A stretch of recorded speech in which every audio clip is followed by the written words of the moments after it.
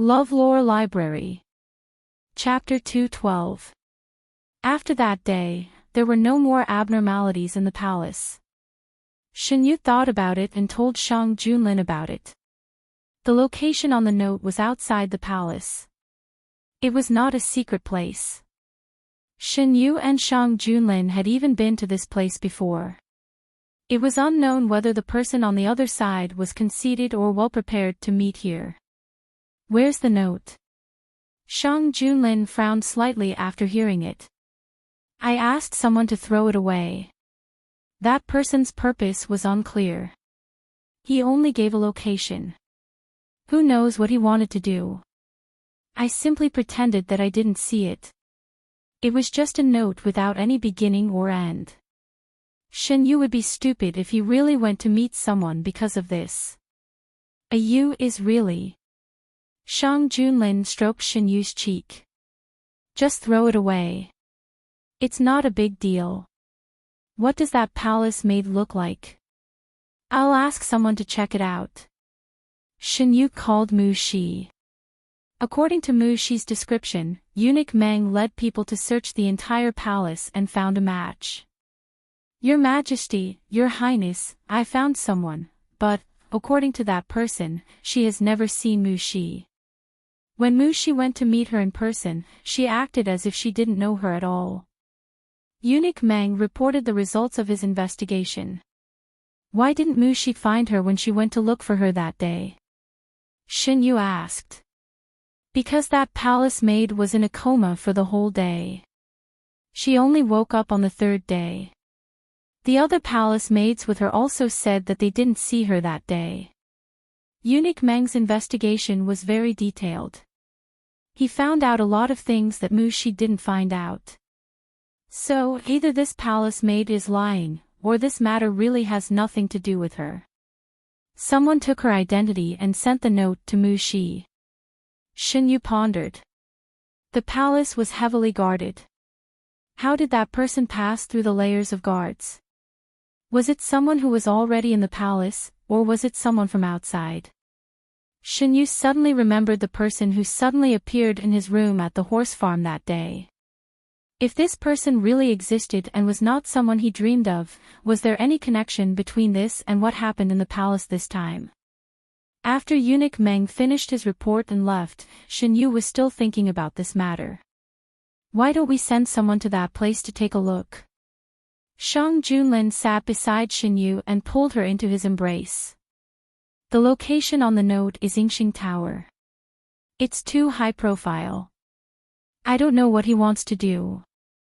Shinyu half closed his eyes, various thoughts flashing through his mind. No matter what they want to do, we will not let anyone have the chance to hurt you. Shang Junlin ordered the hidden dragon guards to secretly investigate the guests who appeared in Enchanting Tower and submit a list of suspicious people. At the same time, the security in the palace was tightened, especially in Yuzhang Palace. Those with unknown identities and insignificant people were not allowed to enter. The hidden dragon guards submitted the list of people who came to the capital and stayed in Enchanting Tower. Shang Junlin opened the list and let Shinyu take a look. The list listed everyone's background. To the hidden dragon guards, these things were not difficult to investigate. However, they could not determine who was suspicious just by looking at the list. How's the situation at Enchanting Tower? It's the same as usual. Nothing unusual. If the person on the other side really wants to see me, he will find a chance to see me. Under the candlelight, Shinyu's eyes were cold. We shouldn't be the ones who should be anxious. That's right. Shang Junlin put his hand on Shinyu's hand. The young man's body temperature had always been low. It was as if he needed to be held in someone's arms to warm up. Shinyu leaned on the man lazily. There is one thing that I didn't tell Your Majesty. I thought that I mistook the dream as reality. However, after Mu Shi suddenly received a note from an unknown source, I thought about it carefully. It shouldn't be my imagination. What is it? Shang Junlin stopped stroking the back of Shinyu's hand. That day, after I went to the horse farm, I fell asleep in the evening.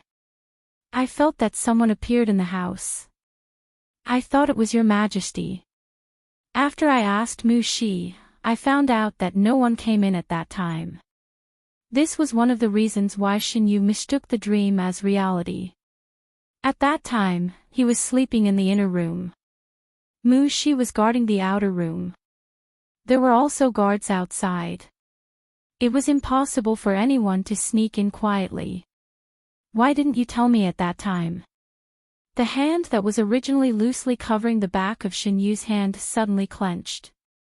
Shang Junlin felt a lingering fear. If that person wanted to harm you, wouldn't he not know the reason when it happened? No matter what happens in the future, you have to tell me, okay?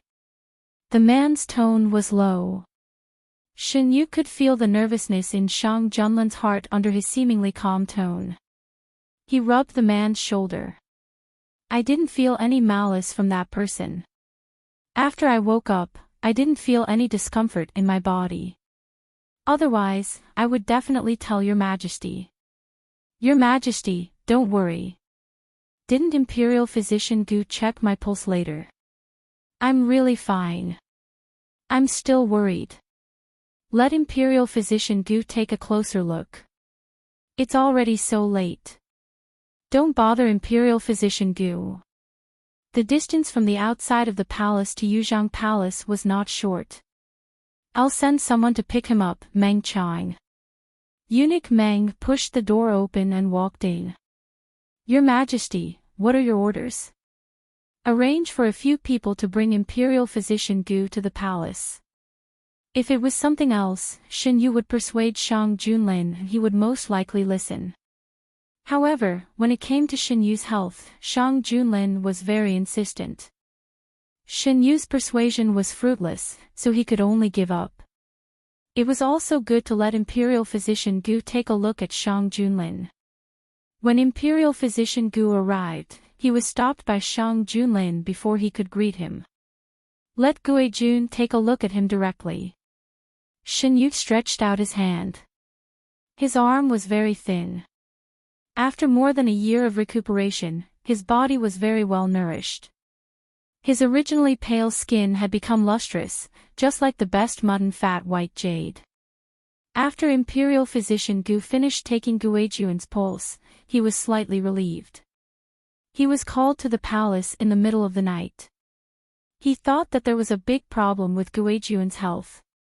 Guijun's health is fine. Your Majesty and Guijun can rest assured. Xinyu withdrew his hand and covered his arm with his wide sleeves. He lowered his head and tidied up his sleeves. I told you he was fine, but your Majesty didn't believe me. Now your Majesty can rest assured, right? It's naturally the best that Yu is fine. A new memorial was handed over from Lin County.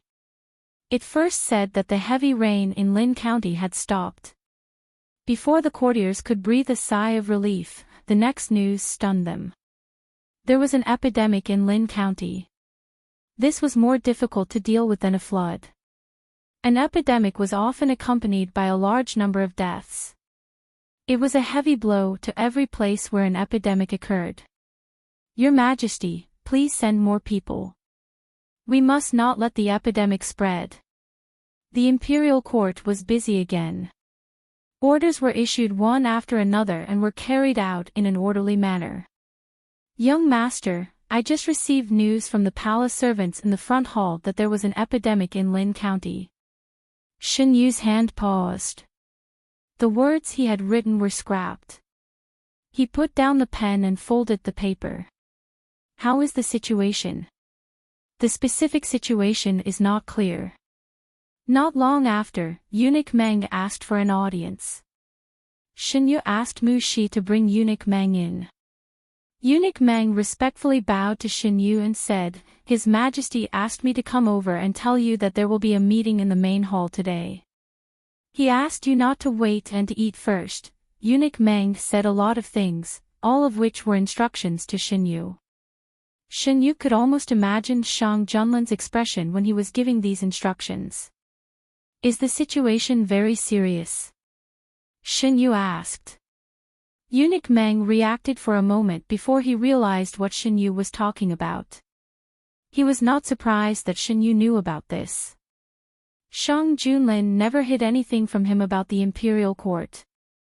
Eunuch Meng acted according to the emperor's instructions, so naturally, he would not hide anything. The imperial court does not know the specific situation. His Majesty sent Imperial Physician Wu, who is good at treating epidemics, in advance. It should not be too serious. You don't have to worry too much. Eunuch Meng still had to go to Shang Junlin's side to serve him, so he did not stay for long. After he left, Shin Yu lost interest in writing. Lin County. Imperial Physician Wu led the other imperial physicians and local doctors from the capital to treat the local people. The officials of Lin County were very cooperative. The sick people were separated, and the healthy people lived in another place. Although the epidemic came unexpectedly, there was no big trouble under the arrangement of Imperial Physician Wu and the others. Imperial Physician Wu personally saw many patients and wrote down the symptoms of these people. The more he observed, the more frightened he became. The situation that did not happen in Subei happened in Lin County. Imperial Physician Wu did not dare to delay and hurriedly wrote down his findings in a memorial. He found a time when there was no one and came to Lin County's government office. Imperial Physician Wu, you have worked hard during this time. It's not hard. This is what I should do. I came here today because I have something important to ask Darren. Imperial Physician Wu, please speak. About this epidemic, I made a record. I hope Darren can help to send it to the capital. Imperial Physician Wu did not write anything that should not be written. He remembered what Shin Yu had told him. The contents of the memorial would be confusing to people who did not know the inside story. Imperial Physician Wu's memorial was mixed in with the other memorials in Lin County and sent to the capital. This memorial was written about the specific behavior of the patients after they were infected with the epidemic. After the cabinet dealt with it, it was sent to the palace together. During this time, the imperial court was busy with the matters in Lin County. Shin Yu sat next to Shang Junlin and occasionally read a few memorials. Imperial Physician Wu's memorial was mixed in with the other memorials and was not eye-catching. After Shang Junlin picked up the memorial, Imperial Physician Wu's memorial was exposed. Shin Yu took out the memorial and opened it. The contents of the memorial immediately attracted Shin Yu's attention. After reading it, Shin Yu felt that the dust had settled. The man-made natural disaster in his previous life happened again in this life. The matter of Fei Meng had not been solved yet, but these people had delivered themselves to his door. Shin Yu's hand that was placed on the memorial gradually clenched. Because he was using too much strength, his knuckles turned white. When he closed his eyes, the image of the people lying on the ground in pain after the epidemic appeared in his mind. No one treated them. As long as they got close, they would be infected. The hope in his eyes was extinguished little by little, and in the end, only numbness was left. All of this was caused by the ambition of some people. His fingers were forcibly pried open and the memorial in his hand was taken away. What are you thinking about? Why are you so lost in thought? According to Imperial Physician Wu's memorial, the epidemic in Lin County this time may not be a natural disaster, but a man-made one. Shin Yu held Shang Junlin's hand tightly, as if he was holding on to the only duckweed. Shang Junlin finished reading the memorial quickly. The aura on his body became more and more piercingly cold. This matter, Shin will investigate to the end. The people who did this probably did not expect that we would be prepared. No matter what kind of fruit they wanted to pluck, they could only watch helplessly as they failed step by step. Chapter 213. The symptoms on Imperial Physician Wu's booklet almost overlapped with what Shin Yu knew in his previous life, but whether it was the same as in his previous life still needed to be verified. Imperial Physician Gu was once again called into the palace. Shen handed Imperial Physician Wu's booklet to him. Imperial Physician Gu, take a look. Isn't the effect of the medicine produced by Fei Meng very similar? The more Imperial Physician Gu read, the more astonished he felt. He had spent too much time studying Fei Meng, so he naturally knew better than anyone what the symptoms would be after being infected with it. This subject is willing to go to Lin County and solve the problem there. At this moment, Imperial Physician Gu finally understood why the emperor and the nobles wanted him to study such a thing. It was because only by making preparations in advance would they not be caught off guard after the incident happened. Imperial Physician Gu traveled in a light carriage to Lin County. If someone really did make a move in Lin County, Your Majesty should send people to pay attention to suspicious people around Lin County. Shen Yu always felt that the person who did this might not have left Lin County. Generally, people who did this kind of thing liked to see the results of their own creation with their own eyes. Shen Yu's guess was right. The person was still in a small county near Lin County. At the inn. The matter has been settled. It's time to go back. A man in a gray robe said. Wait a little longer. A man with a goatee sitting opposite him said. The man in the gray robe said anxiously, if we wait any longer, what if it arouses suspicion? We are legitimate merchants passing by. We are going to Lin County to purchase goods and sell them to other places. Even if it's a search, we have the necessary permits. What are you afraid of? The man with the goatee was dissatisfied. I feel a little uneasy. You should change your courage. You are always worried about everything. If you were really afraid, you wouldn't have come with me in the first place. The man with the goatee sneered. He didn't want to come with this person in the first place. He was always timid and overcautious. It would only bring him trouble. If this person didn't say that he wanted to pursue stability, he would have made a move on the first day he came. Why would he wait until now?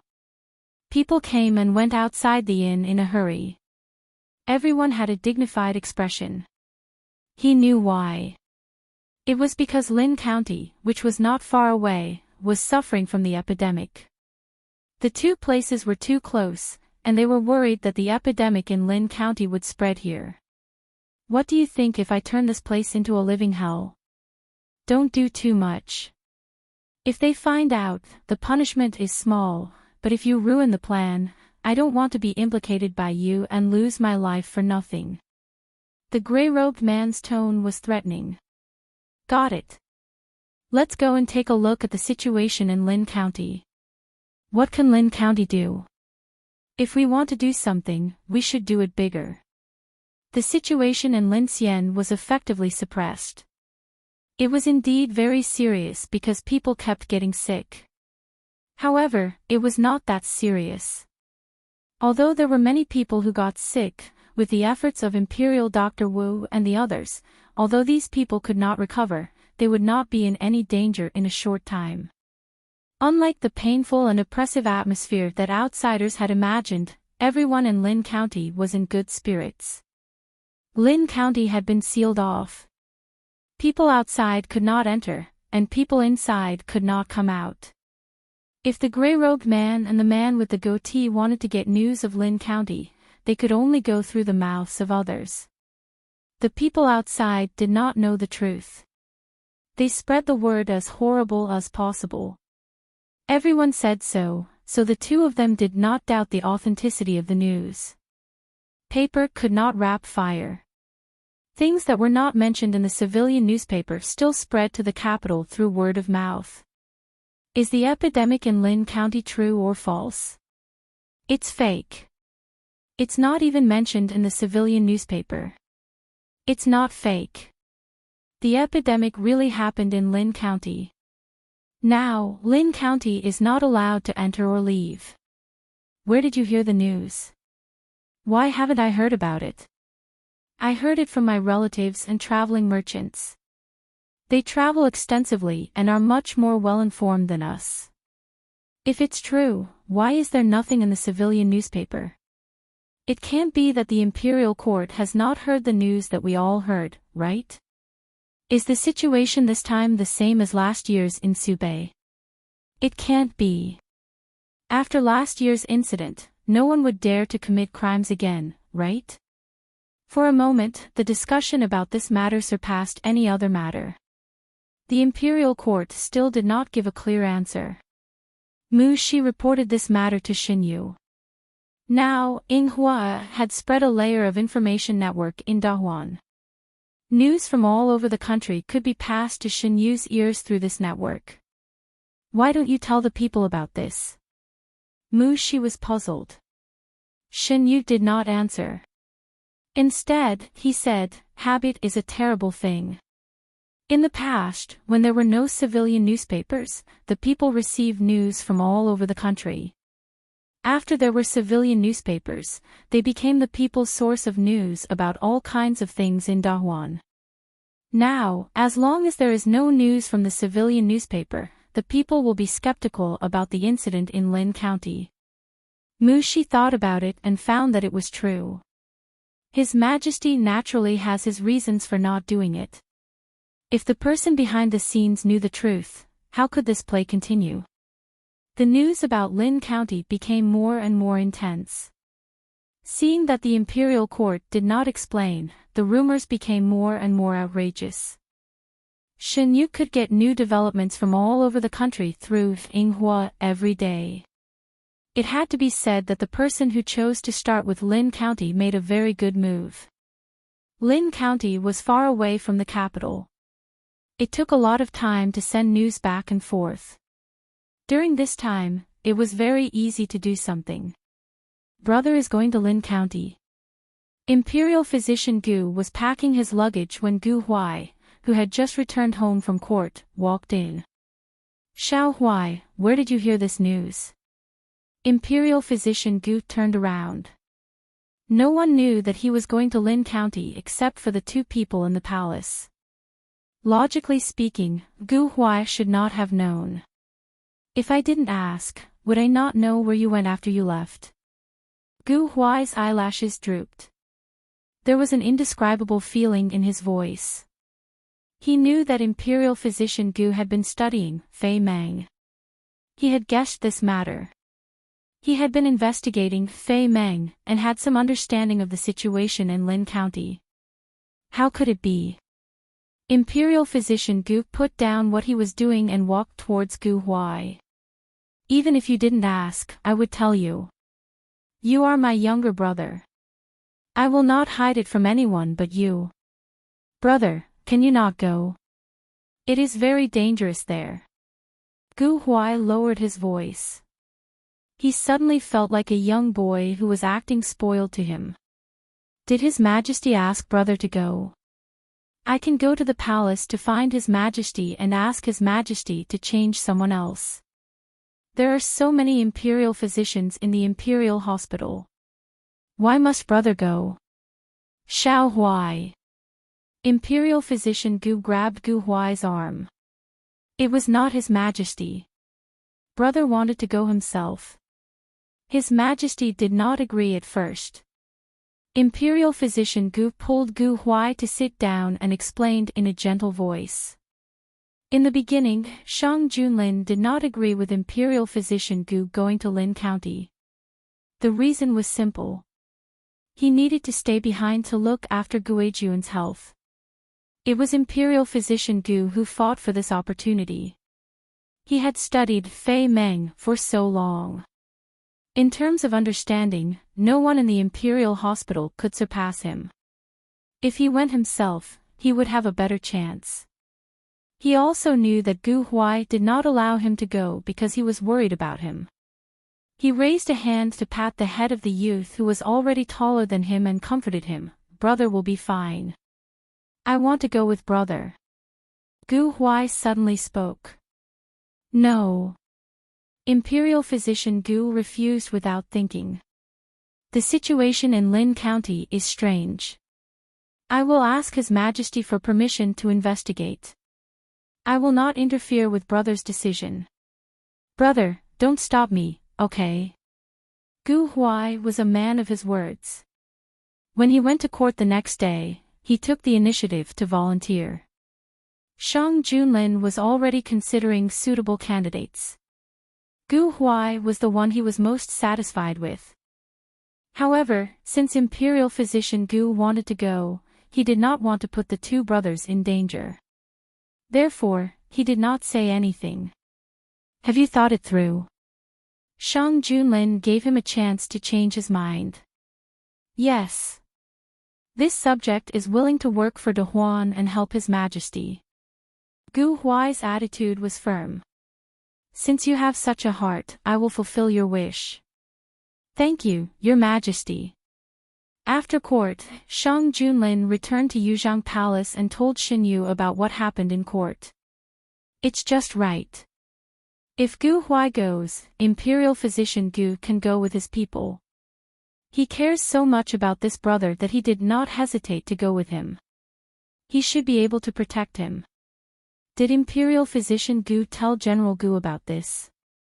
Xinyu went around to Shang Junlin's side and sat down. Gu Huai should have guessed it himself. He was originally investigating Fei Meng, so it's normal for him to have some understanding of the situation in Lin County. Gu Huai's people and Shang Junlin's hidden dragon guards were both investigating Fei Meng. Both sides would occasionally cross paths. Shang Junlin sent the hidden dragon guards to investigate Fei Meng to Lin County. Gu Huai made the conclusion based on this. General Gu is also fine. He is the most suitable candidate. Maybe he can find some useful clues during this trip to Lin County. As the two of them were talking, Mushi suddenly came in with something in her hands. Young master, this servant found this. What is it? Xinyu did not take it. Instead, he looked at the thing in Mushi's hands. It was a piece of jade. It was not big, only about half the length of a finger. It was completely white. There seems to be words on it. Xinyu said. Yes, the content is the same as the note from last time. Where did this thing come from? Shang Junlin asked. Replying to Your Majesty, this servant found it when I was tidying up young master's clothes today. Clothes? Which one? The one that young master wore outside the palace. The clothes Xinyu wore in the palace and outside the palace were different. If he did not leave the palace, the latter would not be useful. Investigate. Shang Junlin's voice was cold. During this period of time, if there was a chance to get close to Guizhuan's clothes, investigate it thoroughly. Xinyu did not think that this jade was put there by the palace people.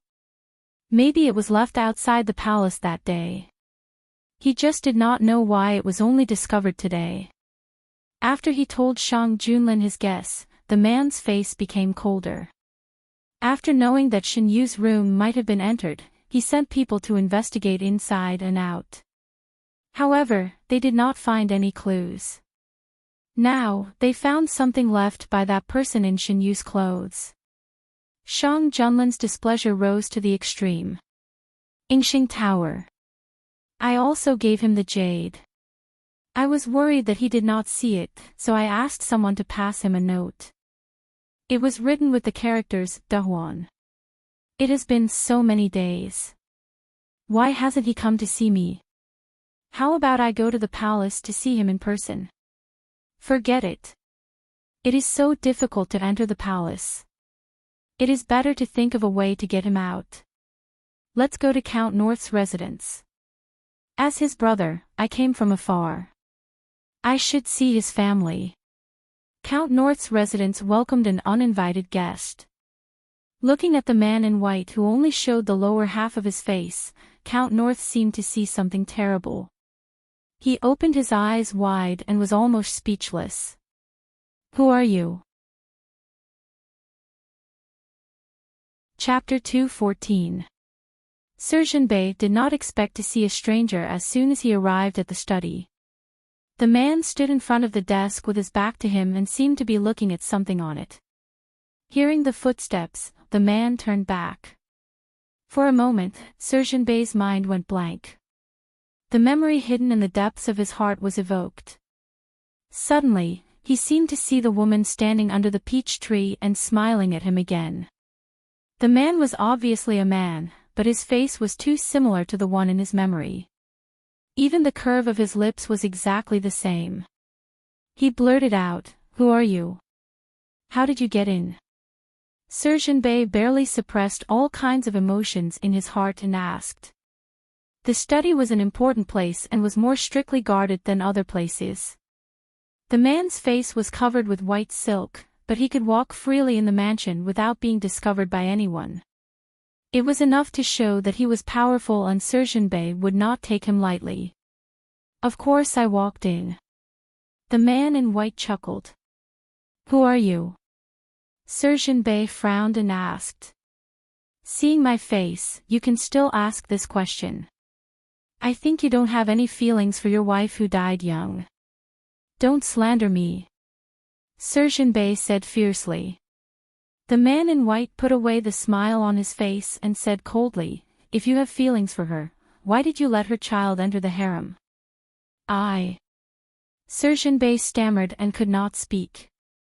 No matter how he found excuses for himself afterwards, it was true that he sent his son into the harem with his own hands. Isn't he living a good life now? Who in the world can treat him like His Majesty? Count North Marquis told himself for the umpteenth time that he had facilitated this matter, which was beneficial to Xinyu. No matter how he's doing now, you can't deny your selfishness in doing those things. Seeing that he's doing well now, I won't fuss over this matter with you. Why don't we talk about everything that happened to him before he entered the palace in Count North's residence? Are you here to fight for justice for him? Where were you in the early years? Where were you when he was chased when he was young? Don't you think it's too late to talk about this now? Why don't you ask him if he owes you a favor? This is between me and him.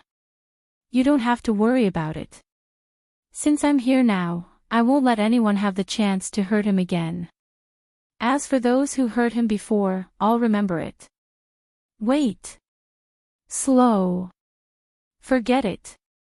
Why did they only come now? Because that person had hidden him well, he only found out about his whereabouts a few days ago. After he found out, he immediately dealt with the matters of the clan and rushed here. The man in white left as quietly as he came. Duke Xinbei sat on the chair, his whole body weak. He never knew that there was such a terrible person behind Xinyu's mother. Just by simply standing in front of him, he gave off an extremely oppressive feeling, making people unable to raise any thoughts of resistance. Does Xinyu know about this person's arrival? Moreover, the words he said made the residents of Northern Marquis on the verge of collapse. If the other party really wanted to do something, they would definitely not be able to resist. Cold sweat slid down from his forehead. Duke Xinbei had all kinds of thoughts in his mind. He couldn't let everything in the residence of Northern Marquis be destroyed in his own hands. The only way now was to find Xinyu and strike first. No matter whether that person stood on Xinyu's side or on his opposite side, he couldn't let the two people easily unite. Otherwise, everything he had would be finished. Why did the scholar come here specially to scare Duke Xinbei? The man in black, who had always been silent, suddenly spoke. He originally thought that the scholar would do something to them when he went to the residence of Northern Marquis, but he just said a few words. His scholar was never a kind person. If he was, he would have been swallowed by that place and not even his bones would be left. But the scholar didn't uphold the style of the residents of Northern Marquis, who had abused Xinyu before. He didn't make people beg for death. If I don't scare him, how can he tell my brother about me with exaggerated details? He refused to come out of the palace to see me, so I had to think of other ways. The man in white said in a careless tone. Aren't you worried that Duke Xinbei will deliberately distort the facts? My brother can't be so stupid to believe what others say. If Xinyu was really stupid, why did he have to go through so much trouble? He would have already fished him out of the palace. As for the chase that Duke Xinbei said, I don't know. They still dared to do such a thing. It seems that my warning was too light. After saying this, the white-clothed man fell silent.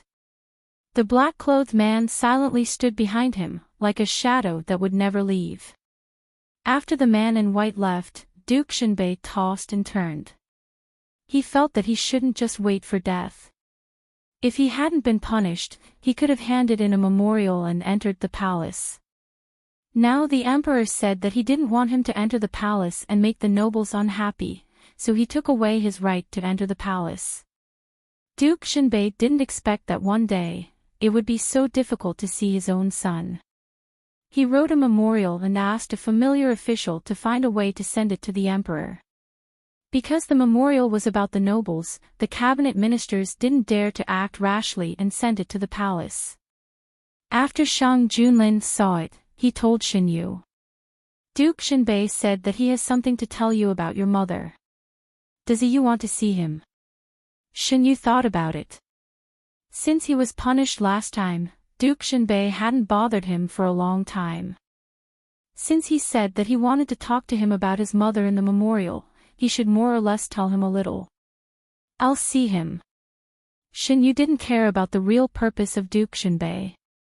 As long as he could get some information about his mother from Duke Xinbei, this meeting was not a loss. I'll go with you. If he wasn't there, who knew what Duke Xinbei would say to Xinyu? If he was there, at least Duke Xinbei would think about what to say and what not to say when he said something that would make Xinyu unhappy. Your Majesty, are you worried about me? I'm worried that Duke Xinbei will make you unhappy. Xinyu didn't refuse. He wanted to see Duke Xinbei to know more about his mother, not to listen to Duke Xinbei's nonsense. After the memorial was handed in, Duke Xinbei was very nervous. Finally, on the third day, the official he asked brought him good news. His Majesty said that Marquis should come to the palace tomorrow afternoon. He also said that Marquis wanted to see him for something. When the time comes, you can just talk about this one thing. Don't waste His Majesty's time with other unimportant things.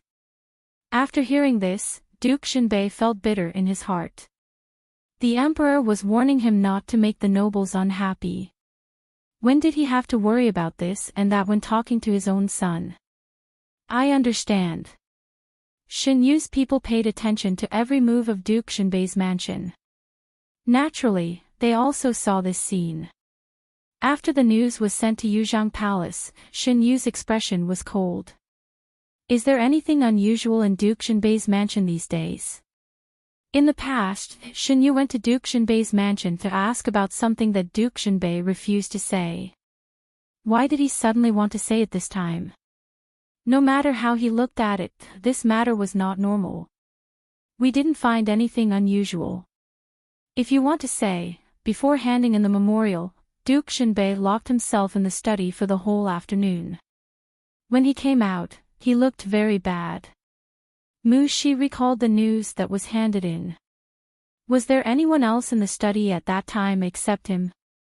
No, our people didn't see anyone go in. It's strange that after that day, Duke Xinbei didn't go to the study for several days. In the blink of an eye, it was the day for Duke Xinbei to enter the palace. When Duke Xinbei came to Yuzhang Palace, the first thing he saw was the two people sitting side by side intimately. Your Majesty, Your Majesty. Duke Xinbei bowed respectfully.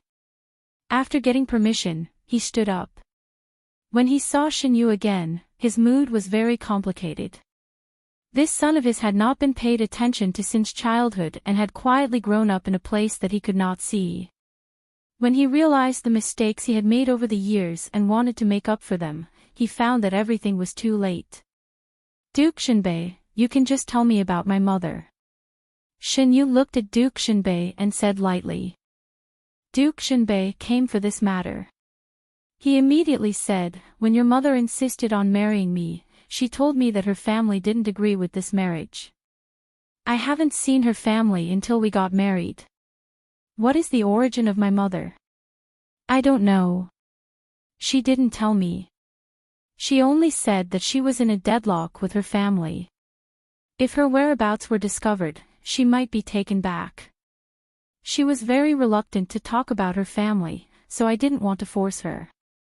Before she died, she asked me to hide you well and not let her family find you. Otherwise, you might lose your life. Shin Yu and Shang Junlin looked at each other. They both thought of the assassination that year. Until now, they still hadn't found out who did it. Could it be related to the family that Duke Shinbei mentioned? Why didn't you say these words at that time? Shin Yu asked about what happened when he went to Duke Shinbei's mansion. For so many years, it has been safe and sound. I thought these things had passed and the people over there would not do it again. But I didn't expect that a person who claimed to be Brother Guijun appeared in the capital. He came to me and said that he wanted to take you back to the family.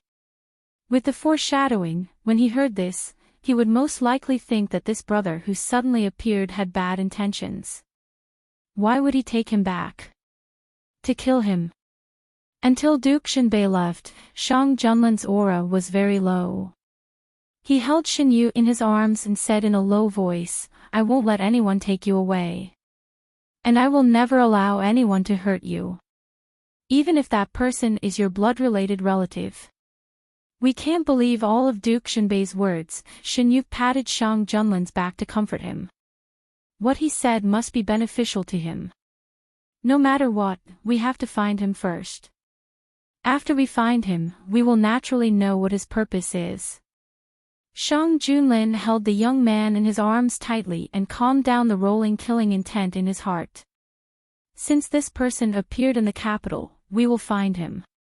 Even if we have to dig 3 feet under the ground, we will find him.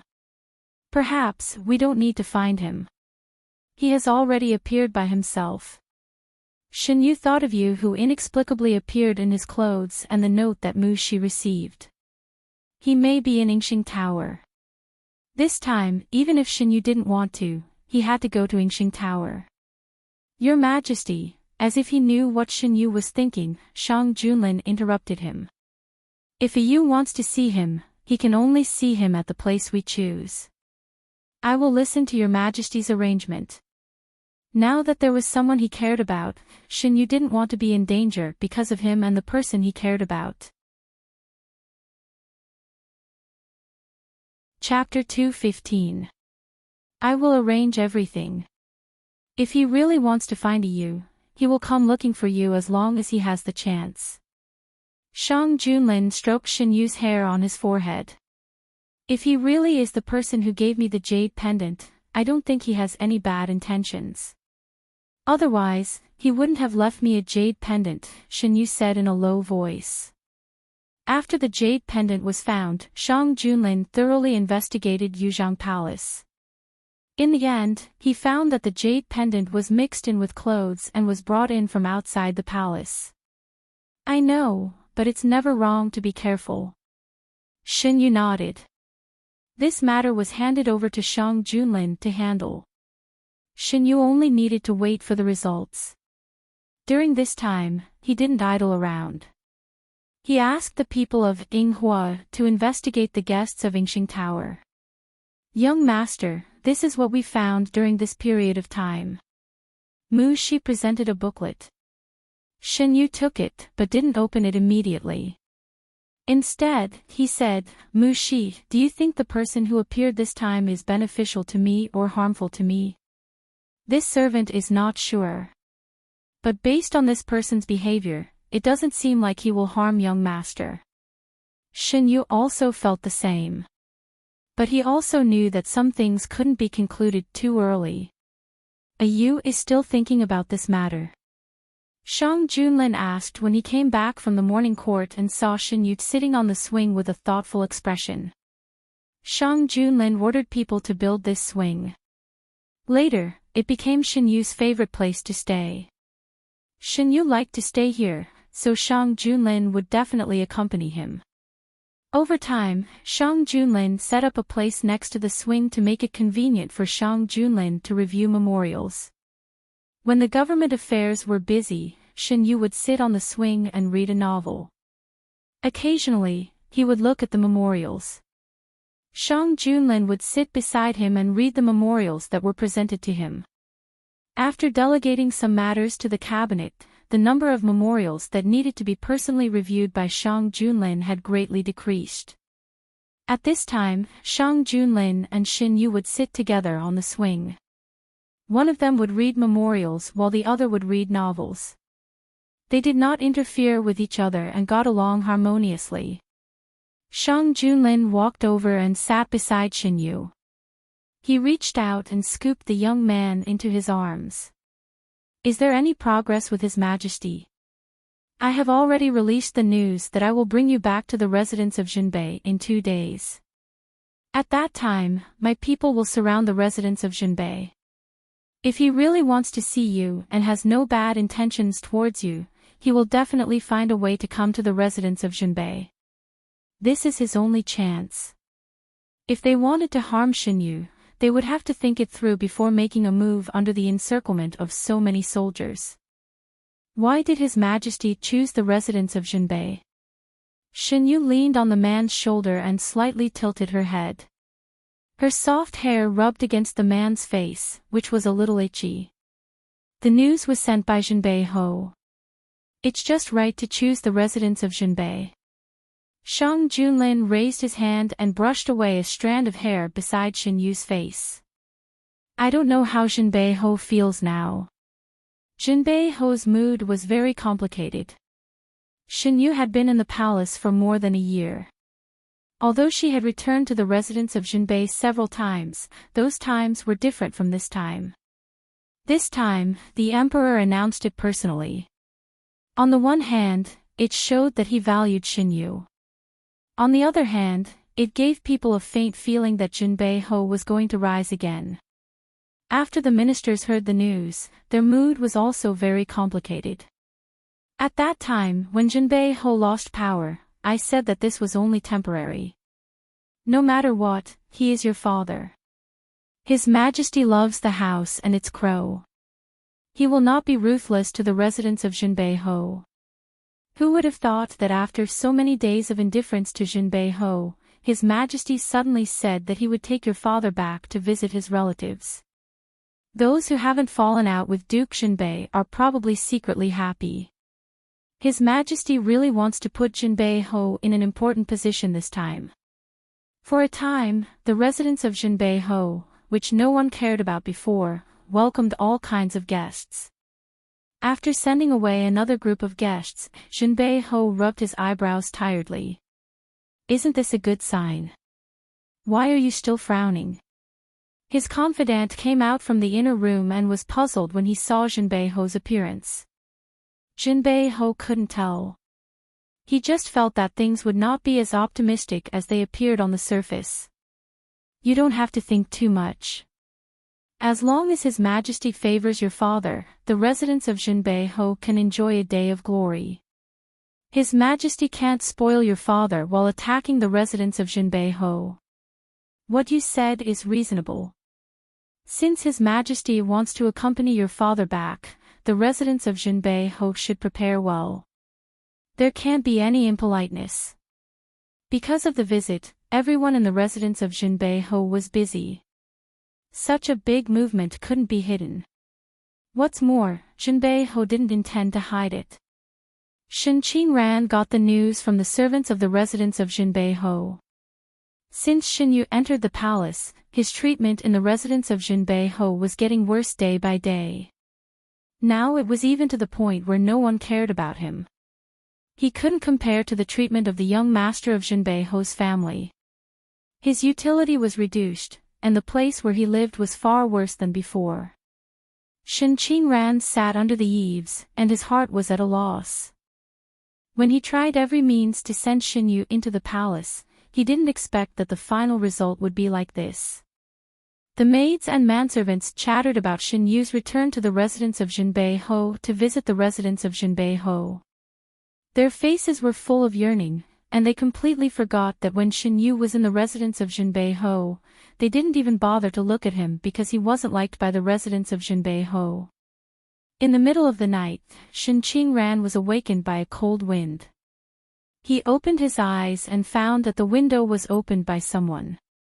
He didn't know where the servants were hiding, so he could only get up and close the window himself. Just as he was about to close the window, he saw a small paper bag left by someone by the window. He paused his action. He reached out and picked up the paper bag. He found a line of words under the paper bag. When he saw the content clearly, Shin Qingran's pupils shrank. He didn't know how long he stayed by the window. When he looked up again, he saw a person standing outside the window. He couldn't see the person's face clearly. He heard the person outside the window say, "Do you want to destroy Shin Yu? As long as you take the things inside with you and get close to Shin Yu, you can achieve your goal. This is your only chance. You have to think clearly. Who are you?" No one answered him. The wind at night was very cold. Shin Qingran looked down at the paper bag in his hand. The light in his eyes was flickering. Did he want to destroy Shin Yu? He thought. He thought about it all the time. Especially when the servant girls enviously talked about Shin Yu's treatment in the palace. He couldn't wait for that person to disappear forever. The hand holding the small paper bag kept clenching, and an idea gradually became clear in his mind. Everything that happened in the Count of Jinbei's residence didn't affect Shin Yu. He leaned on the soft couch, supported his head with one hand, and said helplessly, "Just find a few sets of clothes." Mu Shi tidied up the clothes and said, "Gongzi, this time when you go to the Count of Jinbei's residence, you must be glamorous. Let those people see that Gongzi is living a good life now." Since she knew that Shin Yu was going to visit his parents, Mu Shi had been busy preparing clothes, accessories, all kinds of things. She swore that after Shin Yu went to the Count of Jinbei's residence, she would become the object of everyone's envy. Shin Yu didn't want to disturb her mood and put his attention back to the book in his hand. He found this book in the library pavilion. It recorded what happened during the reign of the late emperor. He thought that his mother was active in the capital during this period. Maybe he could find some useful information from the book. Unfortunately, he didn't find any useful clues after reading it several times. However, he saw some things about the late emperor and the late empress. When the late emperor had just ascended the throne, there was a period of time when he and the late empress were very loving. The two of them would go to watch polo games together. Later, something happened and the late empress suddenly fell out of favor. As a result, Shang Junlin's status also plummeted. The news that His Majesty personally accompanied His Highness to visit his parents flew everywhere as if it had grown wings. People everywhere in the capital talked about it. The man in white was in the Yingxing Tower, so he naturally received the news. His Majesty really treats His Highness well. This time, he actually personally accompanied His Highness to visit his parents. Even if it's an ordinary family, being accompanied by their husband to visit their parents shows that they are valued by their husband and his family. His Majesty is the Son of Heaven, but he is willing to do such a thing. It's really enviable. Recently, my wife and daughter always like to talk about this matter. When they talk about it, their tone is full of envy. I have already promised to accompany my wife to visit her parents' home. It turns out that I'm not the only one. I also agreed. The man in white sat by the window and silently listened to the discussion below. In these 2 days, what he heard the most was that His Majesty was going to accompany His Highness to visit his parents' home. It seems that if we want to see His Highness, we have to go to the residence of Count North. The man in white whispered. This morning, the residence of Count North was very busy. Count North personally waited at the door with people, waiting for the arrival of Shin Yu and Shang Junlin. The sun gradually rose. The housekeeper wiped the sweat on his forehead and didn't dare to move his eyes away from the outside for a moment.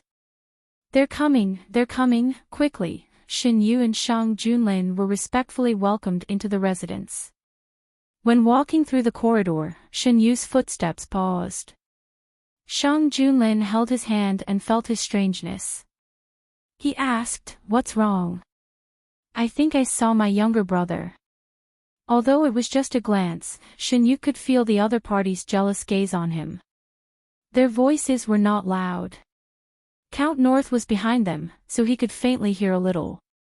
Shin Yu and Shang Junlin were welcomed into the main hall. At this time, the male host of the residence should be the one to entertain the guests of his husband's family. The female host should go to the backyard with the other female members of the family. However, Shin Yu was also a man. There was no female host in the residence of Count North who was qualified to entertain him. Therefore, he stayed in the main hall. Count North also knew that Shang Junlin came because of Shin Yu. When Shang Junlin spoke, he would deliberately talk about Shin Yu. Shin Yu was not interested in staying and playing the role of a filial son with Count North. He said, "Your Majesty, I'll go out for a walk." "Go ahead. Take a few more people with you." Shin Yu came out with a group of palace servants and walked around aimlessly. "Aren't you tired after following me for so long?" Shin Yu walked to the lotus pond. He stopped and looked somewhere. Not long after, Shin Qingran came out from behind the tree. "How did you find out? It's hard to ignore your eyes. Why are you following me?" It was the same indifferent and superior look. Shin Qingran clenched his hands in his sleeves. Looking at Shin Yu, who was surrounded by so many people, he almost couldn't control his emotions. One step, 2 steps, the distance between the two was getting closer. Shin Yu frowned and faintly smelled a fragrance. Bang! Before Shin Qingran could get closer, a white figure suddenly appeared in front of Shin Yu and kicked Shin Qingran, who was unprepared, into the pond. "Don't let him get close. The things he carries will hurt you." A cold voice came. Shin Yu looked at the man in white in front of him and then looked at Shin Qingran, who fell into the lotus pond. Before he could speak, he heard Shang Junlin's voice. "What happened?" Chapter 2:16. Zhenbei Ho followed behind Shang Junlin. When he saw this scene, his heart turned cold. He knew that Shin Yu and Shin Qingran were not on good terms. Today, he specially ordered Shin Qingran not to come out if there was nothing important. Shin Qingran agreed verbally. In addition, during this period of time, Shin Qingran changed his style and did not make much trouble in the residence. Therefore, he relaxed his vigilance. He never expected that such a scene would be waiting for him. "Unfilial son, what did you do?" Shang Junlin did not care about what the people behind him thought. He went straight to Shin Yu and asked softly, "Are you okay?" Shin Yu shook his head. He was kicked down before he could do anything. Shang Junlin then diverted some of his attention to the man in white who was protecting Shin Yu. The man was dressed in white. He was tall and had a half-finger-wide white cloth covering his eyes.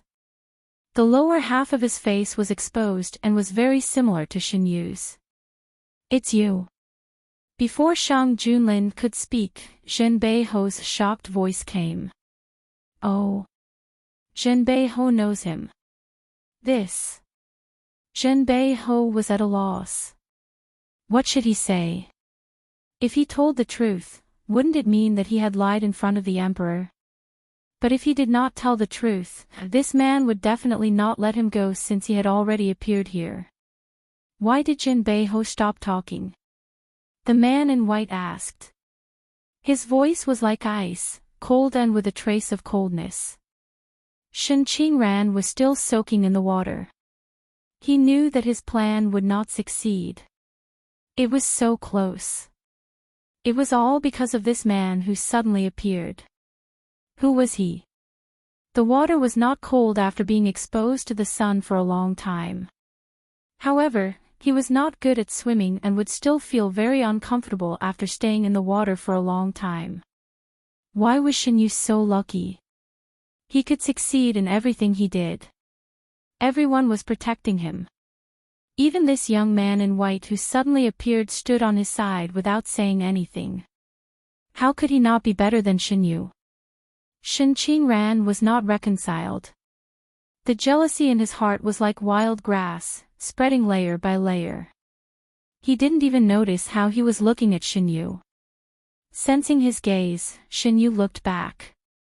"Your Majesty, let's deal with Shin Qingran first," Shinyu said, breaking the silent deadlock.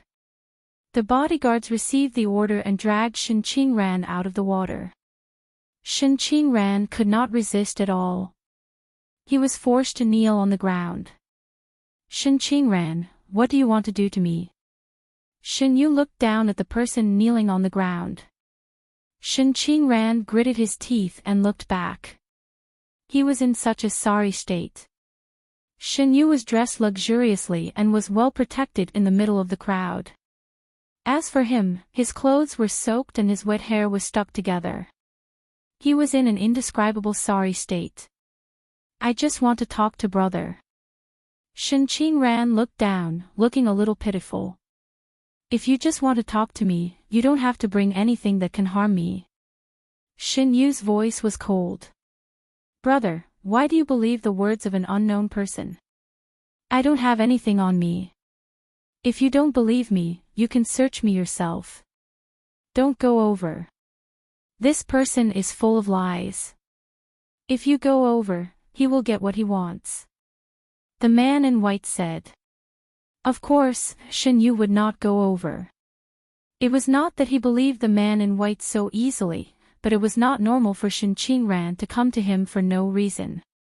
His relationship with Shin Qingran was not at the level of catching up. Also, Shin Qingran's gaze was crazy when he looked at him.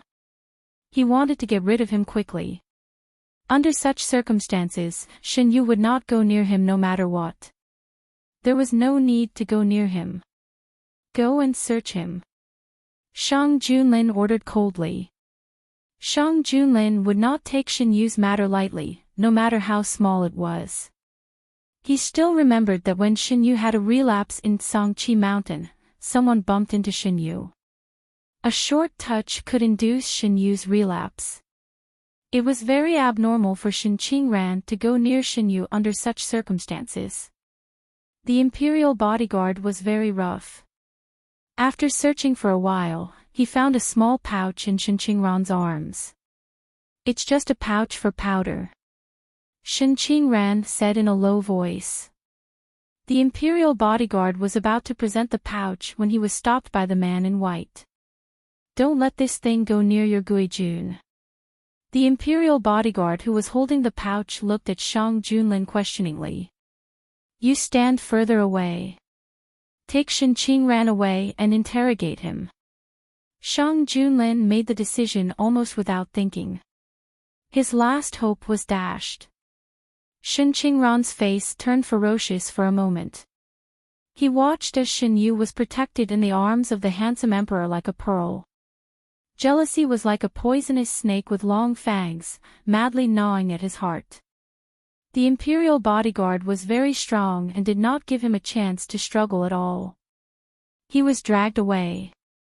Shin Qingran's matter was temporarily solved. The next thing was the sudden appearance of the man in white.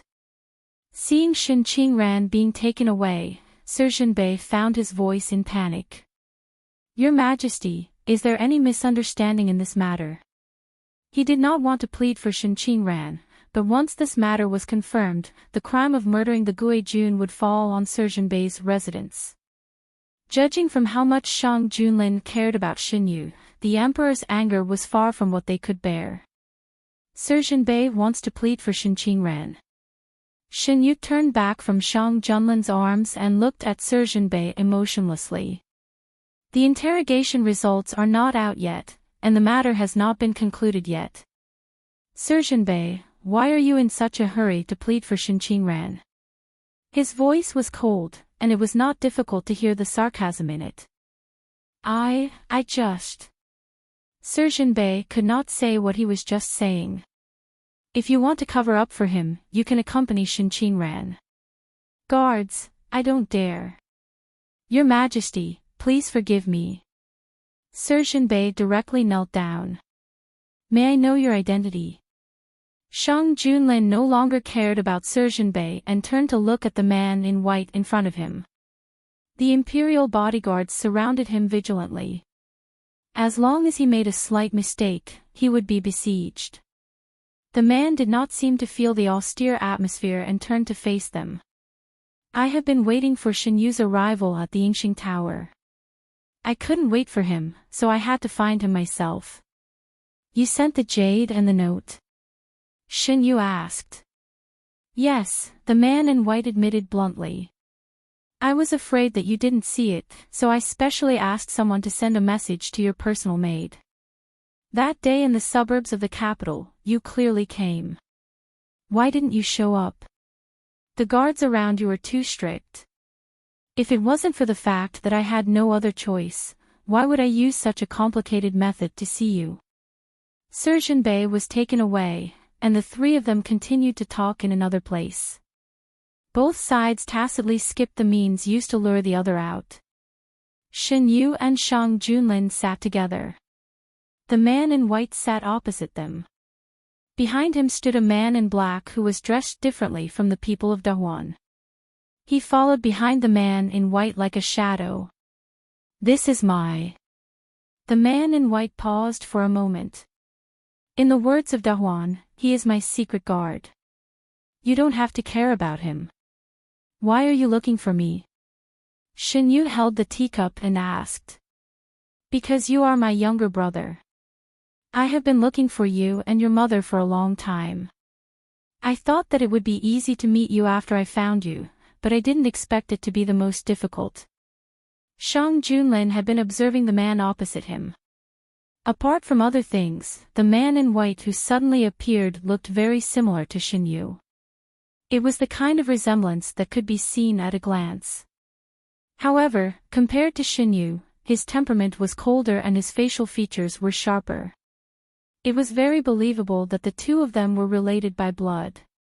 You say you are, but you have to prove it. I am not a 3-year-old child. I am not that easy to fool. Shinyu laughed. I think this face is the best proof. The man in white pointed at his chin. I don't deny that you look very similar to me. Don't be so guarded against your relatives. I am not your father. I will not hurt you. If you want proof, the person your mother left for you should be able to prove it. Shinyu did not want to dwell on this unsolvable problem. He changed the topic and asked, Who are you? You said that the thing in Shinqingran's hand will hurt me. Why? I will answer your first question first. I am your brother. My name is Ji Wuwang.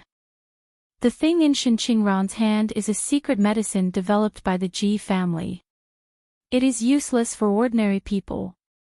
It is only effective for some members of the Ji family. After being poisoned by this medicine, one will fall into a deep sleep. Their vitality will be slowly depleted in their sleep until they die. Ji Wuwang's voice was filled with obvious emotional fluctuations. Some people. Why is he you in this group? Shang Junlin immediately grasped the key point. His health is not good, so he is easily affected. This answer, whether it was Shinyu or Shang Junlin, did not think it was the truth. I want to know about my mother. Your mother left the family very early. No one knows where she went. At that time, I was not in charge of the family. Those people wanted to catch your mother. They sent a lot of people, but in the end, they were all defeated. Later, they seemed to have given up and did not make any moves for a long time. Then how did you find me? I found a way to pry open their mouths. According to the information they provided, I pieced together a clue and came to De Huan. Ji Wuwang played it down, but the truth was far from that. After he came to power, he almost massacred the entire family. Of course, the method he used to pry open their mouths was not very gentle. In his short conversation, Shen Yu did not get much useful information. However, now that there was a person who claimed to be his brother, it was better than having no clue. After such a thing happened, there was no need to continue staying in Jin Bei Ho's residence. Before the sky turned dark, Shang Junlin took Shen Yu back to the palace. Shen Qingran was also taken away. Jin Bei Ho was trembling with fear and did not dare to say a word. So, my mother's surname should be Ji, not Shin. Does Jin Bei Ho know about this? Shen Yu leaned against the wall of the carriage and recalled Ji Wuwang's words. Probably not. We have been investigating for so long, but we have not found any useful information. It can be seen how deep the secret is. In this life, Ji Wuwang had found him. In his previous life, Ji Wuwang had never appeared in his memories. Was this matter also affected by his rebirth? And the medicine in Shen Qingran's hands, who gave it to him? Mysteries came one after another. Shen Yu tried to figure out a clue, but he only led himself deeper and deeper. Shen Yu, Your Majesty, how much do you think Ji Wuwang's words are trustworthy? Shang Junlin, no matter how much, since he has appeared, we can follow him to investigate. Shen Yu, he seems to have some understanding of my body's condition, but I don't know why he is not willing to say it. Master, why don't you tell little Gongzi everything? After returning to the Yingxing Tower, the black-robed man who had been following Ji Wuwang asked. Because he does not fully trust me. Moreover, I have not found that thing.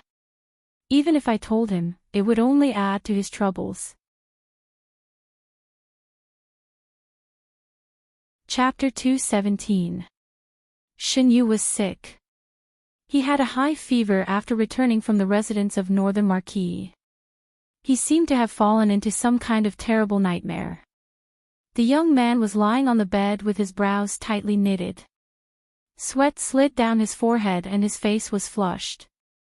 Shang Junlin sat by the bed, holding his hand and looking at him without blinking. The man's face was calm, and only his tightly pursed lips revealed some clues.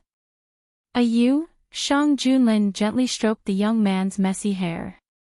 His eyes were full of worry. Where is the imperial physician? He tried his best to suppress the violence in his voice. I've already sent someone to invite him. Eunuch Meng stood aside, not daring to breathe. The other servants kneeled on the ground. No one dared to make a sound at this time. Dead silence spread in the air. The red candles were high, but the hall was cold. Shang Junlin was still wearing his pajamas. He found something wrong in the middle of the night. The person in his arms was getting warmer and warmer. When Shang Junlin woke up, he found that Shen Yu couldn't wake up and panicked. He wasn't afraid when he was bullied in the harem for the first time. He wasn't afraid when he was stained with the enemy's blood for the first time. He wasn't afraid when he was trapped by the enemy for the first time and narrowly escaped death, but at this moment, he was afraid. His body couldn't help but tremble. He thought of what Ji Wuwang said during the day. He didn't know if Shen Yu's illness was related to what happened during the day. He didn't know what he should do if it was related. In the early summer weather, he felt a piercing chill. He didn't know how long he stayed in this position, but he heard Eunuch Meng's voice. Your Majesty, the imperial physician is here. Because imperial physician Gu wasn't here, Shang Junlin called all the imperial physicians in the imperial hospital. Everyone didn't know what was going on, but the servants who invited them looked anxious. Their hearts sank. Especially when they walked into Yuzhang Palace and felt the low pressure around them. They faintly felt that this time it wasn't so simple. Why wasn't Imperial Physician Gu here at this time? Under the heavy bed curtains, a white, almost transparent hand stretched out. "Come and take a look at him." A senior imperial physician stepped forward and took the pulse of the owner of the arm. The pulse was very strange. The imperial physician gradually frowned. He let go of his hand and said, "I need to take a look at your condition." Shang Junlin was silent for a while. Then he wrapped Xinyu in the quilt and carried her out. Several other imperial physicians also came over to check Xinyu's pulse. After the imperial physician finished his examination, his face turned serious. "Can you tell me what you have been in contact with in the past 2 days?" "Meng Chang, go and get it." What Shang Junlin said was the purse that was found on Shen Qingran's body. It was placed in a place where Xinyu would not come into contact with it. "No, bring the imperial physician over."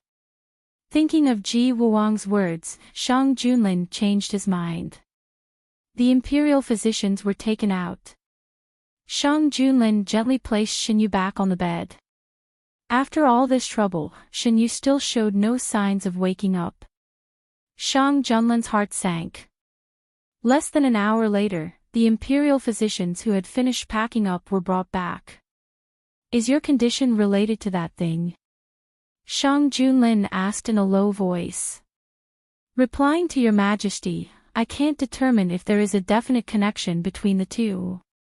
As soon as he finished speaking, the atmosphere in the hall became even colder. "You don't know." His words were very calm, but it made the people who heard it tremble with fear. Shang Junlin looked at the other imperial physicians. "What about you? Forgive us for not being skilled enough." In an instant, the imperial physicians knelt on the ground. Shang Junlin lowered his eyes. "If you can't cure him, your majesty," eunuch Meng gathered his courage and said, "why don't you ask young Master Ji? Maybe he knows something. Send someone to invite him." Shang Junlin closed his eyes to restrain his murderous intent. "As for you, if you can't wake him up, you will stay in the palace for a day." "As you wish. Take them to settle down." Shang Junlin waved his hand.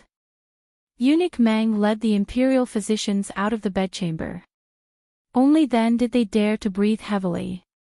If Eunuch Meng hadn't interrupted them, they would have suspected that His Majesty was going to say, "If you can't cure him, you will be buried with him." "Thank you, Eunuch Meng, for helping us out."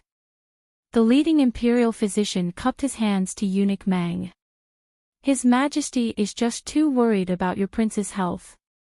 I hope you won't take it to heart and try your best to treat him." Eunuch Meng's attitude was gentle. "We understand. We will find a way to cure him." After Eunuch Meng led the imperial physicians away, he returned to Shang Junlin's side to serve him. At this time, even if he wanted to persuade him, he couldn't. He had seen His Majesty and His Majesty get to where they are today. He clearly knew how deep His Majesty's love for His Majesty was. If anything happened to His Majesty would definitely. Now, he could only hope that the cause of the illness could be found soon so that His Majesty could wake up soon. Time passed slowly. Eunuch Meng looked at the sky and walked to the bedside. "Your Majesty, today's morning court, there will be no court today." A slightly tired voice came from the tent. Eunuch Meng bowed his head respectfully. "I understand." The ministers were all stunned when they were suddenly informed that the morning court was cancelled. Shang Junlin had been on the throne for so many years and had never skipped court without a reason. It was the first time that he cancelled the morning court without saying anything. "Eunuch Meng, why did you suddenly cancel the morning court today?" A minister walked to Eunuch Meng and asked. "I can't interfere with His Majesty's decision." No matter how the ministers tried to probe, Eunuch Meng's answer was watertight. Unable to get an answer, the ministers could only leave. Eunuch Meng sighed as he looked at the rising sun on the horizon. When he returned to the bedchamber, Ji Wuwang was already there. He took out a jade bottle and poured out a pill. Feed it to him. What is this? Shang Junlin changed into the clothes he wore during the day. Because he was going to meet Ji Wuwang, he also changed into casual clothes for Xinyu. It's a pill that can wake him up, Ji Wuwang said concisely. He was still dressed in plain white. Although his eyes were covered with a white cloth, it didn't affect his movements. Shang Junlin looked at him deeply. This is a secret medicine of the clan.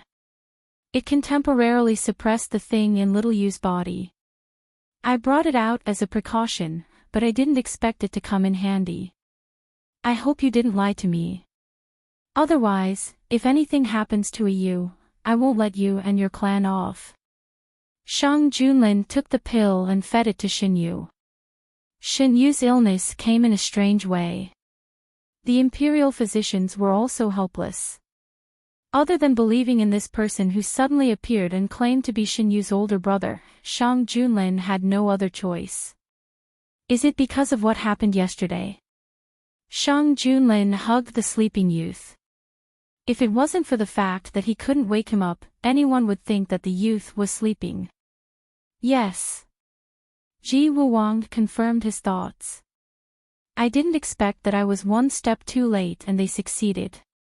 You hid a lot of things from us. Shang Junlin calmly pointed out. What's going on with the Yu's body? Why is he the only one affected? I said that the pill is only effective on a portion of the Ji family. This portion refers to the Ji family members who have been restrained. Yu grew up in the capital. I don't believe that the Ji family can reach so far. In order to find clues about Xinyu's mother, Shang Junlin asked the hidden dragon guards to investigate carefully. From the beginning to the end, the Ji family didn't appear around Xinyu. If Ji Wuwang didn't jump out himself, they wouldn't have known about the Ji family's existence. Indeed, it can't be because the one who has been restrained is Little Yu's mother. Ji Wuwang's tone became colder. What do you mean by restrained? Yu's weak body isn't innate. You can think of Jiayin as a kind of medicine. Xiao Yu's weak body is related to it, but it's not necessarily related. It's because of Jiayin that Xiao Yu has been able to live until now. Since it had already happened, Ji Wuwang didn't mind telling Shang Junlin more. If restrained was harmless, the Ji family wouldn't have avoided it. When Shinqingran's medicine and restrained take effect, the person will fall into a deep sleep. Little Yu isn't affected too much and will wake up soon. The medicine I brought can last for 4 months at most. You mean that Yu will fall into a deep sleep after 4 months? Shang Junlin hugged Xinyu's arm tightly. Ji Wuwang, therefore, we have to find a way to remove restraint within 4 months. Shang Junlin, tell me what you want. As long as Yu is well, I will satisfy you. Ji Wuwang, I came here for this matter. Little Yu is my younger brother, so I will naturally save him. Also, if we want to remove restraint completely, we have to return to the family.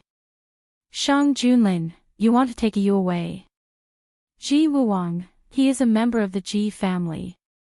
Naturally, he should return to the family. Shang Junlin, I have never heard of the Ji family. Ji Wuwang, the Ji family has been isolated from the world for a long time.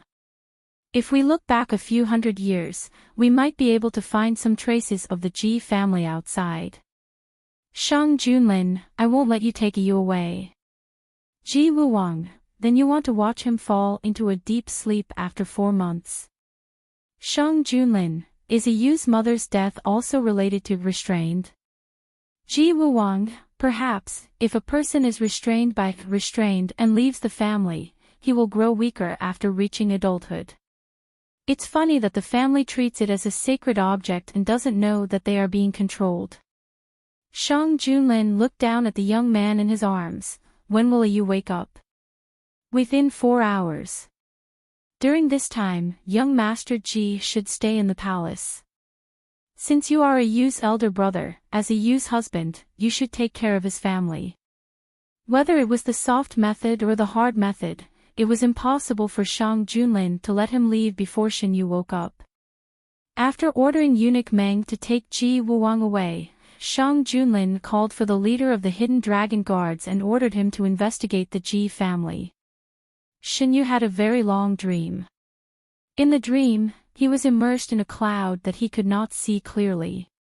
He floated with the wind and did not know who he was or what he should do. He could not see his surroundings clearly and could not hear the sounds of the outside world. It was as if someone was constantly talking beside his ear. It was noisy and he could not hear clearly. Suddenly, the fog surrounding him dispersed.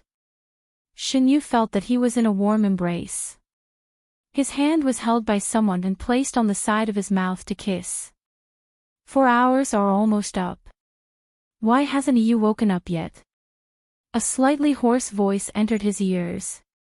Shin Yu was confused. Wake up. Was he asleep now? Shang Junlin noticed his eyelashes fluttering almost at the same time. He stared unblinkingly at the young man in his arms and watched him slowly open his eyes. Chapter 2:18. A Yu is finally awake. Shang Junlin lowered his head and rubbed the young man's cheek. Did I sleep for a long time? Shin Yu tilted his head and looked out the window. Outside the window, the sun was shining brightly. Shin Yu was stunned. Is it already afternoon? Shang Junlin helped Shin Yu to sit up. You slept for a long time. Don't do this again. After Shin Yu woke up, the palace servants serving in the hall breathed a sigh of relief. Mu Shi's heart also fell to the ground. Ask the imperial physician to come over and check on Yu. Shang Junlin ordered. Yes, this slave will go now.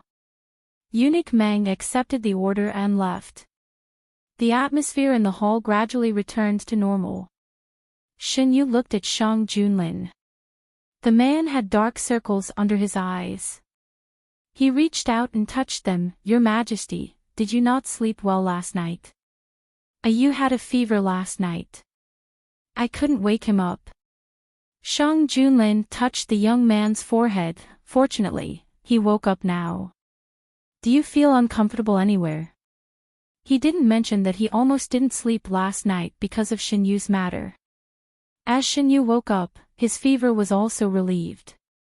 He didn't feel anything except that his body was a little sore. Shin Yu shook his head. Let's wait for the imperial physician. Mu Shi brought in clean water. Shang Junlin wiped Shin Yu's face and hands. He lowered his head and wiped very seriously. After wiping, the palace servants brought in hot porridge. Shang Junlin took the bowl and fed Shin Yu spoonful by spoonful. Shin Yu felt that Shang Junlin was treating him like a fragile porcelain doll. He pushed the man's arm. Your Majesty, let me down. Shang Junlin had been holding him in his arms since he woke up. Shin Yu didn't know how long Shang Junlin had been holding him before he woke up. Don't move. Shang Junlin took a handkerchief and carefully wiped Shin Yu's mouth. After finishing the porridge, Eunuch Meng brought the imperial physician in. Along with him was a white-robed Ji Wuwang. Why was Ji Wuwang in the palace? Shin Yu blinked in confusion. The imperial physician had already stepped forward. Because imperial physician Gu went to the neighboring county, the imperial physician who came to treat Shin Yu was not familiar with him. Shin Yu stretched out his hand and let the imperial physician take his pulse. After taking his pulse, the imperial physician retracted his hand.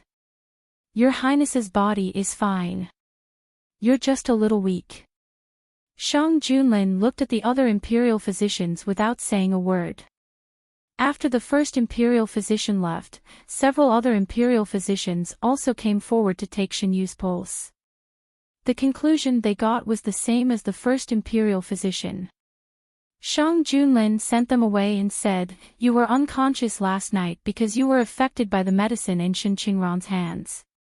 Ji Wuwang will be in the palace. I sent someone to invite him in."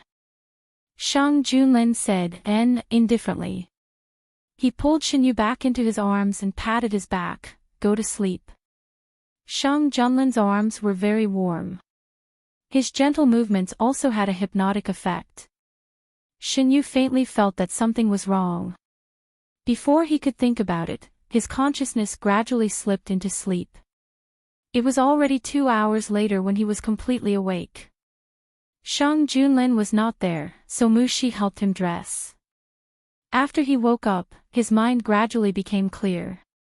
Shenyu narrowed his eyes and said unexpectedly, "How long has your majesty not been to the morning court?" "Since the day young master fell ill, he hasn't been to the morning court." Mu Shi answered subconsciously. After answering, her face changed slightly. You don't have to hide it for him." "Since I asked, it must be something." Shenyu deliberately asked because he knew that Shang Junlin might have ordered this matter to be sealed. If he directly asked, "Did your majesty not go to the morning court?" he probably wouldn't get the real answer. After tidying up, Shenyu walked out of the room. "The Prime Minister came today and your majesty met him next door." Mu Shi took the initiative to explain. "Your majesty didn't go to the morning court for a few days." What was the reaction of the court? "Because your majesty said that you were not feeling well these days, so you won't go to the morning court for the time being. All the affairs of the court are controlled by the cabinet, so everything is calm for the time being." Shenyu knew that Shang Junlin would have his own arrangements, but he still didn't want Shang Junlin to not go to the morning court for a long time because of him. So when Shang Junlin came back, the first thing he did was to hug Shenyu into his arms, but he was rejected. Shenyu pressed against his chest and said directly, "Your Majesty, why didn't you go to the morning court?" Shenyu was smart. Shang Junlin didn't expect to keep Shenyu in the dark all the time, so he didn't panic when he was exposed. He grabbed Shenyu's hand and said, "I'm worried about you. The Prime Minister and Fang Jun will take care of the affairs of the court. Nothing will happen if you leave me for a day or two. I'm fine now. The imperial physician also said that my body is fine. Your Majesty, please don't delay the affairs of the court because of me." The ministers of the court had many opinions about Shang Junlin not going to the morning court for a few days. "It's already the 5th day. Is your Majesty still not going to the morning court? Is your Majesty really sick? Is his illness serious?" The ministers were worried. The health of a country's emperor couldn't be trifled with. Moreover, Shang Junlin didn't have any children and didn't appoint an heir. If something really happened, the court would be in chaos. "Why don't we find a time to go to the palace and visit him?" 5 days ago, many imperial physicians were summoned to the palace overnight. They haven't left the palace yet. Can anyone give us an accurate answer? How is your Majesty's health? On the first day, when His Majesty suddenly announced that he wouldn't be going to the morning court, although the ministers privately discussed the reason, they didn't panic. Until the second day, the third day, didn't the Prime Minister and Fang Darren receive the summons? Why don't we go and ask them? At least, we have to make sure that your Majesty is fine. After making up their minds, they visited the Prime Minister and Fang Jun. The Prime Minister and Fang Jun had seen the Emperor before, so they naturally knew that Shang Junlin was fine. They comforted the officials who came to inquire. Both the Prime Minister and Fang Darren said that he's fine. He should be fine, right? If he's fine, why doesn't your Majesty go to the morning court? Fortunately, they didn't have to worry for long. Shang Junlin resumed the morning court. Looking at the Emperor sitting on the dragon throne, who didn't change much from before, the ministers heaved a sigh of relief. Shang Junlin didn't explain why he didn't go to the morning court. The ministers also tacitly moved on from this matter. Lin County. With the addition of Imperial Physician Gu, the epidemic was effectively alleviated. Many people who were infected with the epidemic recovered after treatment. Because Lin County only allowed people to enter and not leave, outsiders didn't know the specific situation inside. Deliberately, the rumors outside became more and more outrageous. Gu Huai didn't enter Lin County. He brought people to investigate for a few days and found a few suspicious people. "Little Gu, come over here and take a look," Imperial Physician Wu said. Imperial Physician Gu put down the things at hand and walked over. "Look, his condition is starting to improve." The person in front of Imperial Physician Wu was one of the first infected people. He was also one of the people who volunteered to be a test subject. His condition was more serious than the others. After receiving treatment from Imperial Physician Gu and Imperial Physician Wu, his condition gradually improved. In this place, the same situation happened every day. The fire of hope would never be extinguished. Imperial Physician Wu more or less guessed some of the secrets, but he couldn't deny that this epidemic was the smoothest one he had ever experienced. The news of Lin County was sent back to the capital. There was a way to deal with it, and the epidemic was solved smoothly. In the end, Shinyu's body had been affected and was much weaker than before. He also slept more than before. At first, Shang Junlin was very worried, but after the imperial physician said that it was normal, he felt a little relieved. "I plan to ask Imperial Physician Gu to come back early," Shang Junlin said as he put down the memorial from Lin County. Originally, Imperial Physician Gu would stay in Lin County until this matter was completely solved. However, Shinyu's body was in a bad condition, and Shang Junlin couldn't wait that long.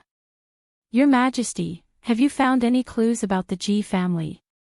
Shinyu had been flipping through the books in the library these days. Unexpectedly, he really found a book that recorded the Ji family's matters. He carried the book to the imperial study. "Your Majesty, what did I find?" "I found a little. Part of what Ji Wuang said was true. However, there are still no clues about the Jiayin." Shang Junlin put down his pen. "You also found out about the Ji family." Chapter 219. I accidentally saw some records about the Ji family.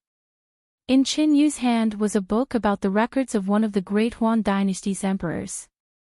When he first entered the palace, Qin Yu often read such books as storybooks. The book in his hand was placed in a more remote location, so it wasn't found at that time. This time, it was found by Qin Yu. Qin Yu carried the book and walked to Shang Junlin's side and put the book on the imperial desk. Qin Yu put a bookmark in the place where the records of the Ji family were recorded. The bookmark was made by Qin Yu when he was idle, and it had a faint fragrance. The bookmark was taken away, and Qin Yu pointed to a place. "Your Majesty, look." The book recorded the life of an emperor of the Great Huan dynasty. This emperor was different from the other emperors of the Great Huan dynasty. Every year after he was registered, he would spend a lot of time wandering outside the palace. It could be said that he had traveled all over the Great Huan dynasty. Other than the Great Huan dynasty, he had also visited many remote places. One of them was located deep in the mountains, where there were few people. This emperor fell into the mountains while chasing prey and found that there was a small country isolated from the rest of the world. The population of this country was not large, and it had a very strange custom. The ruler was the Ji family. This emperor only lived there for 3 days before he was sent out. When he left behind the things he had on him and told the people who saved him that if they were interested, they could come to Dahuan as a guest. After the emperor left, he would think of this place from time to time. Later, he brought people to the deep mountains and wanted to enter again, but he did not succeed. Of course, in his whole life, he did not wait for the people with the token to come to Dahuan to find him. The book only recorded half a page of this matter, so Shang Junlin finished reading it quickly. If the small country mentioned in the book is the Ji family, then your mother leaving the Ji family and coming to Dahuan, could it be related to this matter? Shang Junlin lowered his head and thought. It's better to ask Ji Wuang directly. Shen Yu had been wondering before. If his mother was from the Ji family, why did she have to come to Dahuan? As a hereditary marquis, why did Zhen Beiho marry a woman of unknown origin as his legal wife? What if there was someone from the royal family behind this woman? Then, no matter what her real background was, it was not strange that Duke Shenbei would take her as his wife. Shang Junlin still had official business to attend to, so Shen Yu accompanied him for a while in the imperial study. After they were done, the two of them returned to Yuzhang Palace. The palace servant received the order to invite Ji Wuang. When Shen Yu and Shang Junlin arrived at Yuzhang Palace, Ji Wuang was already there. During this period of time, both sides had tried many times. Shen Yu could feel that Ji Wuang was holding back. Whenever he talked about the key points, he would stop at a certain point and never delve too deeply. Little Yu, why did you call Big Brother here? Ji Wuang asked when he saw the two of them. Other things aside, Ji Wuang was very proactive when it came to recognizing his relatives. In just a few days, everyone in the palace knew that this handsome young master with a disease in his eyes was the emperor's elder brother.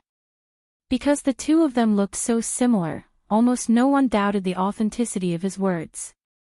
We found that an emperor of the Great Huan dynasty had once visited your clan's land. He also drew a map. My mother leaving the clan's land to come to the Great Huan dynasty, is it related to this matter? Shen Yu said while observing Ji Wuang's expression, not missing a moment of change. How should I say this matter? It can be said that it is related. After the Ji family went into seclusion, they almost cut off all contact with the outside world until a man who claimed to be the Great Huan dynasty's emperor accidentally broke in. He told the Ji family about the outside world and left some personal belongings in the clan. He said that if they encountered any difficulties, they could go to the Great Huan dynasty to find him.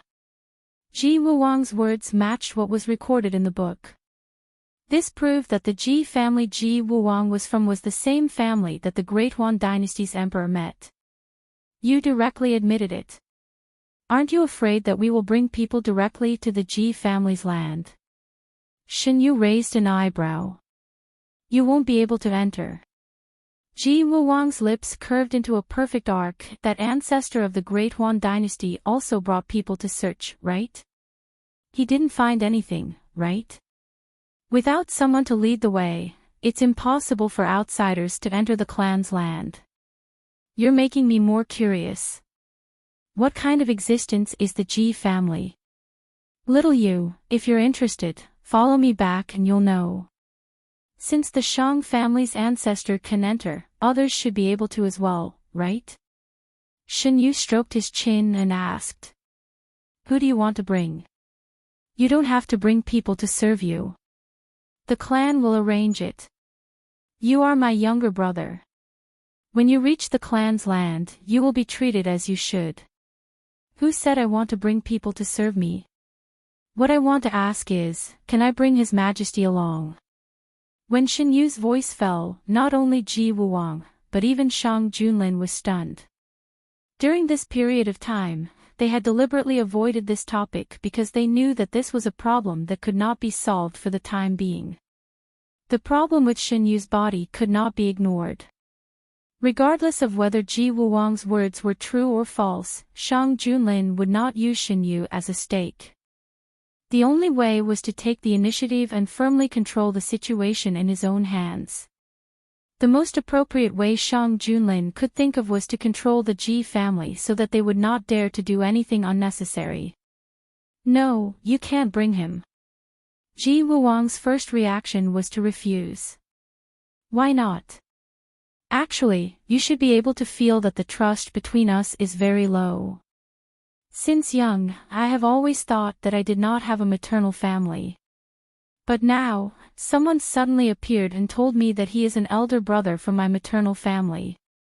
If it were you, how much would you believe? Shinyu brought up this matter for the first time. I know you don't believe me. When you return to the family with me, you will naturally understand everything. You see, this is a problem that cannot be solved. Because I don't believe you, I will not easily return to the family with you. If I don't return to the family, I will not believe you. After going around in a circle, we are back to square one. Why don't you think of a way to gain my trust first? Won't this problem be easily solved? Shinyu threw all the problems to Ji Wuwang to solve. He and Shang Junlin had too few clues in their hands. It was undoubtedly very difficult to verify this matter. Ji Wuwang was different. If he could find him, he must have something to prove his words. You can think clearly before coming to find me. Ji Wuwang left with a look of deep thought. I don't want a complicated background at all. Shinyu fell on Shang Junlin's body and sighed. A complicated background meant endless trouble. Just by looking at it from a corner, Shinyu could feel that the Ji family's waters were very deep. He did not want to get involved in this muddy water at all. Why did you say that you want me to accompany you? Shang Junlin adjusted Shinyu's position so that he could lie down more comfortably. Your Majesty does not want to accompany me. Shinyu turned over so that he was face to face with Shang Junlin. He supported himself on the man's chest and looked into his dark eyes. Wherever you goes, I am willing to accompany you. The reason is very simple. It is because I do not want to be separated from your Majesty. Shinyu lowered his head and leaned close to the man's chest. He listened to the man's steady heartbeat and the messy thoughts in his mind gradually calmed down. He thought that he had changed a lot in this life compared to his previous life. All of this was brought to him by Shang Junlin. He no longer had to face everything alone. No matter what happened, he could always see the man standing behind him silently when he looked back. As long as he nodded, the man would be able to shelter him from the storm. I will not let anyone take you away from me. It was a vow and also a promise. Shinyu raised his head and moved forward. He kissed Shang Junlin's lips. Your Majesty is so good. Shang Junlin pressed the back of Shinyu's head and deepened the kiss. Shinyu was kissed until he was in a daze. He did not even know when he had switched positions with Shang Junlin. The man supported him with one hand and used the other to brush away the scattered black hair on his neck. There seemed to be a cluster of flames jumping in his dark eyes. Shinyu raised his head and looked slightly confused. Don't leave me. His waist was tightly restrained. The kisses fell like a storm. Red plum blossoms were printed on his snow-white skin. Every kiss seemed to want to rub him into his bones. Shang Junlin sent people to find the map left behind in the palace and ordered the hidden dragon guards to follow the traces to find the hiding place of the Ji family.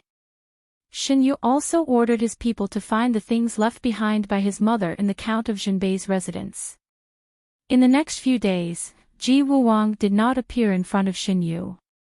Mu Shi sent the things found in the Count of Jinbei's residence to Shinyu. Count of Jinbei did not dare to stop their actions. After Shin Qingran was taken away, there was no news. He did not know how the emperor would deal with Shin Qingran and the Count of Jinbei's residence. He thought that he could use this visit to make a beautiful comeback and return with a high profile. Who would have thought that because of Shin Qingran's action, it would become the death of the Count of Jinbei's residence? At this moment, Count of Jinbei really resented Shin Qingran. He knew that Shin Qingran and Shinyu did not get along, but he did not expect that Shin Qingran would do something to Shinyu regardless of the consequences. Shin Qingran was a noble conferred by the emperor himself. Did he really want to drag the Count of Jinbei's residence down with him? If he had known this earlier, he would have killed this unfilial son to end all troubles. Young master, Count of Jinbei has executed concubine Ru, Mu Shi said while packing up the things that belonged to Shin Yu's mother found in the Count of Jinbei's residence.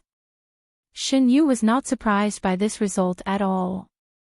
Not to mention concubine Ru, if Shin Qingran was still in the residence at this time, he would most likely be executed together with concubine Ru. Shin Yu had been paying attention to the Ji family's affairs these days and forgot about Shin Qingran, the culprit that caused him to fall into a coma. Shin Yu did not need to tidy up the things himself. Mu Shi and the palace servants would sort them out. Shin Yu looked for a while and went to find Shang Junlin. You came at the right time. They asked Shin Qingran about the characteristics of the person who gave him the medicine. I have already ordered a hunt. That person should also be a member of the Ji family, right? Shin Yu asked. Other than the person who was also from the Ji family, who else would have the medicine from the Ji family to specifically target him? Yes. Shin Yu then realized that Ji Wuwang was also there. He turned to look at him. Does this count as the trouble you brought me? I will deal with this person. Ji Wuwang's voice was colder than usual. Your Majesty, why is he here? Shin Yu walked towards Shang Junlin. He came to tell me about the person who wanted to harm you. Only in the face of the person who wanted to harm Shin Yu, Shang Junlin and Ji Wuwang's attitude reached a high level of unity. There is one more thing.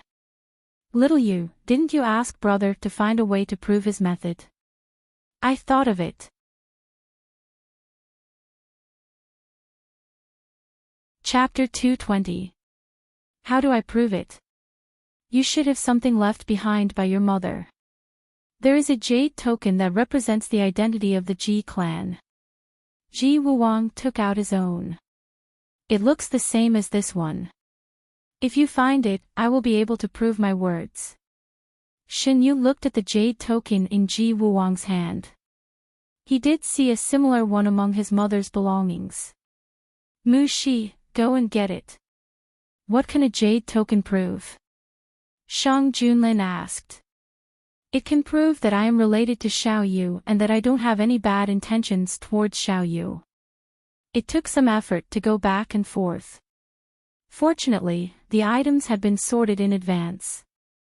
It was very convenient to find them. Mu Shi came in with a jade box. Under Shin Yu's instructions, she opened the box. There was a jade token sitting quietly inside. Whether it was the texture or the pattern, it was the same as the one in Ji Wuwang's hand. This jade token was sent to the palace together with Shin Yu's mother's belongings. Before this, Shin Yu himself didn't know the secret of the jade token. Mu Shi took out the jade token and put it in Shin Yu's hand. You got it. How do you want to prove it?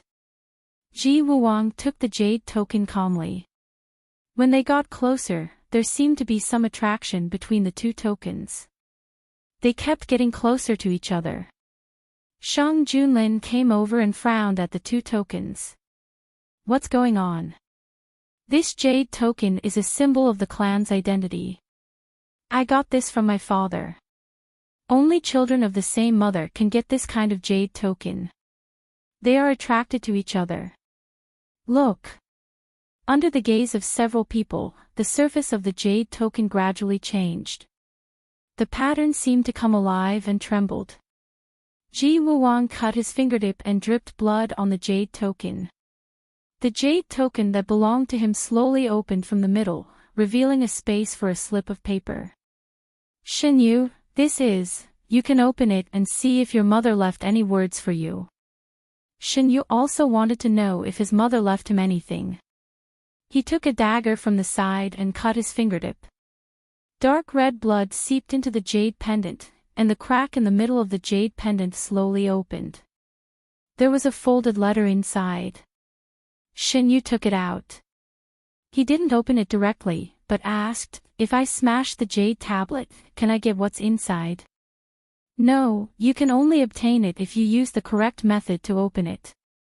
If the jade tablet is broken, the things inside will be destroyed. Ji Wuwang explained. The Ji family was mysterious to begin with, so it wasn't strange for them to be able to create something like this. Shen Yu opened the letter. Due to the limitation of space, there wasn't much content in the letter. It gave a general introduction of the Ji family situation and explained that if this letter was obtained under gentle circumstances, the person who helped him obtain the letter could be trusted. After Shen Yu finished reading it, he handed the letter to Shang Junlin. Ji Wuwang's lips moved as if he wanted to stop him, but in the end, he didn't say anything. The jade pendant was separated and returned to its original state. Shen Yu held the piece in his hand and looked at it several times. If he hadn't seen it with his own eyes, he wouldn't have realized that there was something else about this jade pendant. My mother said that the Ji family forced her to accept the seal. That's why she tried to find a way to leave the clan. If you bring me back, will they really be willing to remove the seal for me? There were many things that were briefly mentioned in the letter.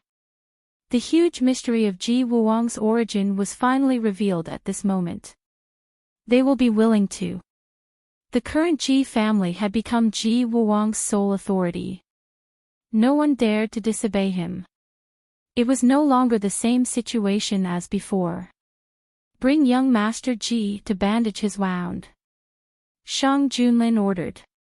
A palace servant quickly led Ji Wuwang to the side and bandaged the wound on his hand. The wound on Shen Yu's hand was personally bandaged by Shang Junlin. He didn't want Shen Yu to get injured, but he couldn't stop this matter. Shen Yu had always been very concerned about his mother's origin. Now that the clue was in front of him, he couldn't stop it. It's just a small wound. It's not a big deal. Seeing the distress in Shang Junlin's eyes, Shen Yu whispered. Shang Junlin carefully applied medicine. The wound wasn't big. Even if he didn't apply medicine, it didn't continue to bleed. If it wasn't for Shang Junlin's insistence, Shen Yu felt that it wouldn't matter if he didn't treat it. The jade pendant that belonged to Shen Yu's mother was put back into the jade box and handed over to Mu Shi to Yuzhang Palace. After accompanying Shang Junlin for a while, the two returned to Yuzhang Palace. Shen Yu, before I came, what did your majesty say to Ji Wuwang? Shang Junlin, it's about the person who wants to harm you. This person is very good at hiding. The hidden dragon guards tried to find clues several times, but they couldn't catch him. Shen Yu, how does your majesty plan to deal with Shen Qingran? Shang Junlin, he hurt you, so he should pay the price. What does you think? Shen Yu, your majesty can do whatever you want. I believe that your majesty will seek justice for me. Shen Qingran didn't have a good time in prison. Shang Junlin specially ordered that his life couldn't be harmed or relaxed. He would be interrogated every day. De Huan's punishment was far more terrifying than he had imagined. In just a few days, he confessed everything that he should and shouldn't confess. According to his confession, he had tried to harm Shen Yu several times, but Shen Yu was lucky enough to avoid it. He also had many small tricks that wouldn't harm his life. After the confession was sorted out, it was sent to the palace by the Supreme Court. Shang Junlin flipped through the confessions one by one. He could almost imagine how little Shen Yu was like walking on thin ice in the residence of Count Bei because of Count Bei's favoritism. His heart was filled with pain. He was afraid that the young man who had bumped into him had been hurt so much in a place he couldn't see. She subconsciously ignored the fact that every time Shen Qingran's plan failed, it would make her unlucky. I don't want him to have an easy time. Do you understand? Shang Junlin's icy cold gaze landed on the official from the Supreme Court who was kneeling on the ground. I understand. The air pressure in the surroundings was very low. The official tried his best to suppress the trembling of his body and tried his best to not let his voice sound strange. You may leave. Yes, Your Majesty. After bowing his head and retreating out of the hall, the official from the Supreme Court realized that his clothes were soaked in cold sweat. They knew how much His Majesty cared about His Majesty. It was easy to imagine what would happen to this person who was sent to prison for harming His Majesty. In this world, sometimes living was more painful than dying. For Shen Qingran, death was a kind of relief.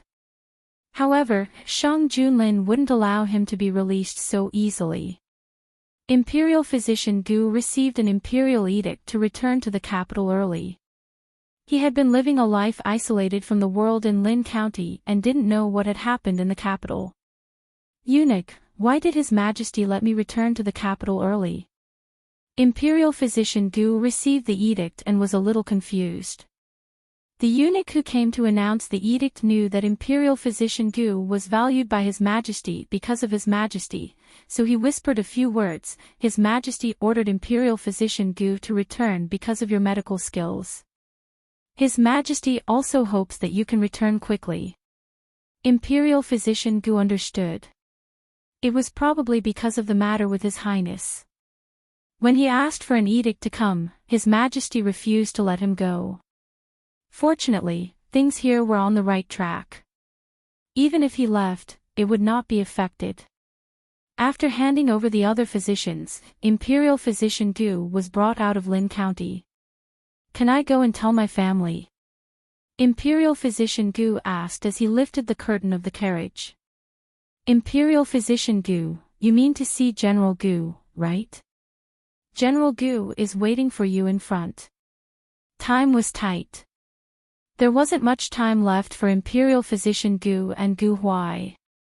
Imperial Physician Gu said a few words to Gu Huai and set off on the road back to the capital. Gu Huai stood by the roadside and watched the carriage leave. General, we caught the person. A subordinate walked over to report after seeing the carriage leave. They had been here for so many days and finally caught the real suspicious person. If Gu Huai hadn't heard the news and wanted to see Imperial Physician Gu, they would have already interrogated him. Gu Huai turned around. The sooner we solve this, the sooner we can return to the capital. The journey took more than 10 days. After returning to the capital, Imperial Physician Gu only had time to tidy himself up before he was summoned to the palace. You've worked hard to call Imperial Physician Gu back in such a hurry. Shen Yu leaned on the soft couch and said softly. During this time, his body was getting weaker and weaker. Even with Ji Wuang's medicine temporarily suppressing it, the effects of the withdrawal were still increasing. Why is His Majesty? With just a glance, Imperial Physician Gu knew why Shang Junlin wanted him to return to the capital. Shen Yu's face was pale. Compared to the first time he saw him, he was even weaker. It was as if he was suffering from a serious illness and his vitality was gradually draining away. Shang Junlin sat on the other side. He helped Shen Yu up and let the youth lean on him.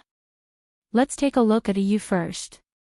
Imperial Physician Gu stepped forward and took Shen Yu's pulse. His brows gradually furrowed. After a long while, he let go of his hand. His Majesty's pulse is very strange. The loss of vitality is very serious, but we can't find the cause. Imperial Physician Gu said a lot of his findings. In summary, it was similar to what the other Imperial physicians said. I'll let someone tell you the specific situation of His Majesty's body. Meng Chang, bring Imperial Physician Gu to see Ji Wuang. Because he didn't know the reason for Shen Yu's sudden weakness, Imperial Physician Gu didn't dare to use medicine rashly. I've already made arrangements. In 2 days, we will set off for the Ji clan. Shang Junlin held Shen Yu's wrist and gently stroked it. He couldn't watch Shen Yu get weaker day by day and do nothing. In private, he talked to Ji Wuang about whether he could remove the withdrawal for Shen Yu in the palace. Do we have to go to the Ji clan? In the empty palace, Shang Junlin's voice was indiscernible. Yes, only there can completely remove the withdrawal. I originally thought that the medicine I brought could suppress the withdrawal. I didn't expect that it could only prevent people from falling into a coma, but it couldn't stop the withdrawal from working. Moreover, because of the medicine in Shen Qingran's hands, the condition that should have appeared after little Yu became weak was triggered in advance. I know you don't want to, but time waits for no one. You must make a decision as soon as possible. I understand. Pulling away from the memories, Shang Junlin's eyes were filled with all kinds of emotions. Finally, they returned to silence. Shen Yu opened his eyes tiredly. Your Majesty will go with me. Will De Huan be okay? With the Prime Minister and the others, nothing will happen. Shang Junlin lifted Shen Yu's chin and looked into his eyes. When I just ascended the throne, I was out fighting all year round. The court was not as peaceful as it is now. Nothing happened. Don't worry. Your Majesty, when do you plan to leave? Shen Yu asked. By now, Shen Yu and Shang Junlin both knew that this trip to the Ji clan was imperative.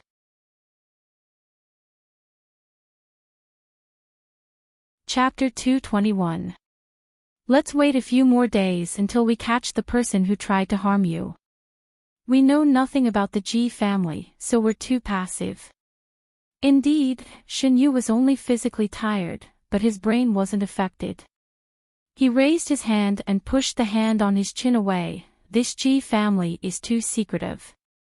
Not to mention anything else, just that jade tablet alone, De Huan could not find anyone who could make such a precise design. After that day, Shen Yu had tried to open the jade tablet to see the structure inside, but no matter what he did, he could not open it. If he wanted to forcefully open it, the only way was to destroy it. Shen Yu was only interested in the structure inside, but he didn't intend to destroy it, so he could only give up. Even if it was secretive, if one wanted to investigate, they could still find a lot of things. The Ji family had a long history, and its most active period was in the chaotic times before De Huan was established. The Ji family acted mysteriously, and they had some skills that ordinary people couldn't explain, similar to witchcraft. While they were sought after by many, they were also feared by many. Later, something happened. The Ji family offended the public and was besieged. In that battle, many people died, and both sides suffered heavy losses. The surviving Ji family members had to escape into the mountains to recuperate. After this incident, there was almost no news about the Ji family, until the Shang family's ancestor accidentally entered the Ji family's land and stayed there for 3 days. Why was the Ji family besieged? Shen Yu put down the secret letter in his hand, puzzled. There are many different opinions about this matter. Some people think that the Ji family and a royal family at that time fell in love with the same woman, so they fought. Some people say that the Ji family secretly harmed many of the family's carefully cultivated successors. There are all kinds of opinions. Shang Junlin sat upright, consciously acting as a human pillow for Shen Yu. The Ji family saved your Shang family's ancestor, which means that they don't have much conflict with outsiders. Otherwise, they wouldn't have gone out of their way to save him. A person was in the deep mountains and was injured. As long as they were ruthless and didn't care, the chances of this person surviving were very small. Shen Yu, and the mysterious ability mentioned in the letter, what is it? Shang Junlin, rumor has it that the Ji family can control people's hearts. This was one of the most important reasons why the Ji family was feared. Manipulating people's minds. Shen Yu didn't know why, but his heart skipped a beat. Was there really someone in this world who could manipulate people's minds? Because he had to go to the Ji clan, Shang Junlin had been very busy recently. He needed to hand over all kinds of things. During this period of time, the Prime Minister and other ministers who were valued by Shang Junlin had entered the imperial study more frequently than before. Shen Yu found a time when Shang Junlin was not around and went to see Ji Wuwang alone. I thought I'd never see you alone. Ji Wuwang sat in front of a stone table in the courtyard. Sunlight shone through the gaps between the leaves and branches, landing on his body. I didn't want to see you alone before because I didn't know your position. I don't want to put myself in unnecessary danger. Shinyu walked to the man in white and sat down. Ji Wuwang said, "What do you want from me today?" Shinyu looked at the man's calm face. "I want to know, can the Ji clan really control people's minds?" Sure enough, when you came, you gave me a big surprise. Of course not, that's something only gods can do. No matter how much power the Ji clan has, they're still just humans. Ji Wuwang's voice was cold. Who told you this? When the Ji clan traveled outside, they left a lot of rumors. Shinyu calmly replied. Rumors are always exaggerated. The Ji clan can't control people's minds, but they can use special methods to influence people's thoughts. It's just that the conditions to achieve it are very harsh, especially now that ancient books have been lost. Almost no one knows this method. Shinyu keenly felt that Ji Wuwang's mood was not right, so he didn't continue the topic. You said before that if I wasn't affected by the medicine, after the weak crown, would gradually become weak. If I didn't solve the Jiayin in time, how long could I live? At most 2 years. Shinyu was silent. In his previous life, he didn't know about the existence of the Jiayin, but he had lived for more than 2 years. It didn't make sense that he had the Jiayin in his body in this life and not in his previous life. Is there any other possibility? Unless there was a Ji clan member who used the power of their bloodline to suppress it for you before you became an adult. As for how long they could suppress it, it's hard to say. It was as if there was a fog in front of him. As long as he stretched out his hand, he would be able to see the truth of his previous life. Shinyu recalled the events of his previous life. He was very sure that he had never heard of the Ji clan. His health had always been poor. All the doctors he had seen said that it was a congenital deficiency that couldn't be cured. So, in his previous life, who was it that suppressed the Jiayin in his body without him knowing? Was the love he had for Prince Yu in his previous life also influenced by external forces? Why are you asking these questions? The cold voice pulled Shinyu back from his thoughts. He narrowed his eyes and suppressed the various emotions in them. Can these two things be done at the same time? Suppressing the Jiayin and other thoughts. Why are you suddenly asking this? Are you worried that I will do something? Ji Wuwang asked in return. I'm not suspecting you. I just suddenly thought of something that happened before. Someone asserted that whoever obtains the Shin clan will obtain the world. Because of this sentence, Prince Yu deliberately approached me and Shin Qing ran. Nonsense. You don't know what you're talking about. How can the world be changed because of a person's words? The person who said this probably doesn't have good intentions. Ji Wuwang suddenly thought of something and raised his voice. Your Majesty wouldn't be together with you because of this sentence, right? What are you thinking about? I'm talking about Prince Yu. He has already been executed. Who said this sentence? It was a person who called himself Zhu Wang. He seemed to have some opinions about my mother. Shinyu told him about Zhu Wang. He suddenly thought of something. He and Shang Junlin couldn't find much information about Zhu Wang. Perhaps they could find a breakthrough from Ji Wuwang. I will investigate this matter. Zhu Wang is now locked up in prison. Do you want to see him? After Shang Junlin left the court, he didn't see Shinyu in Yuzhang Palace. After asking the palace servants, he found out that Shinyu had come to Ji Wuwang's place. Along the way, he just happened to hear Shinyu's last sentence. See who? I really can't leave you for even a moment, Ji Wuwang whispered. How can the monarch of a country be so clingy?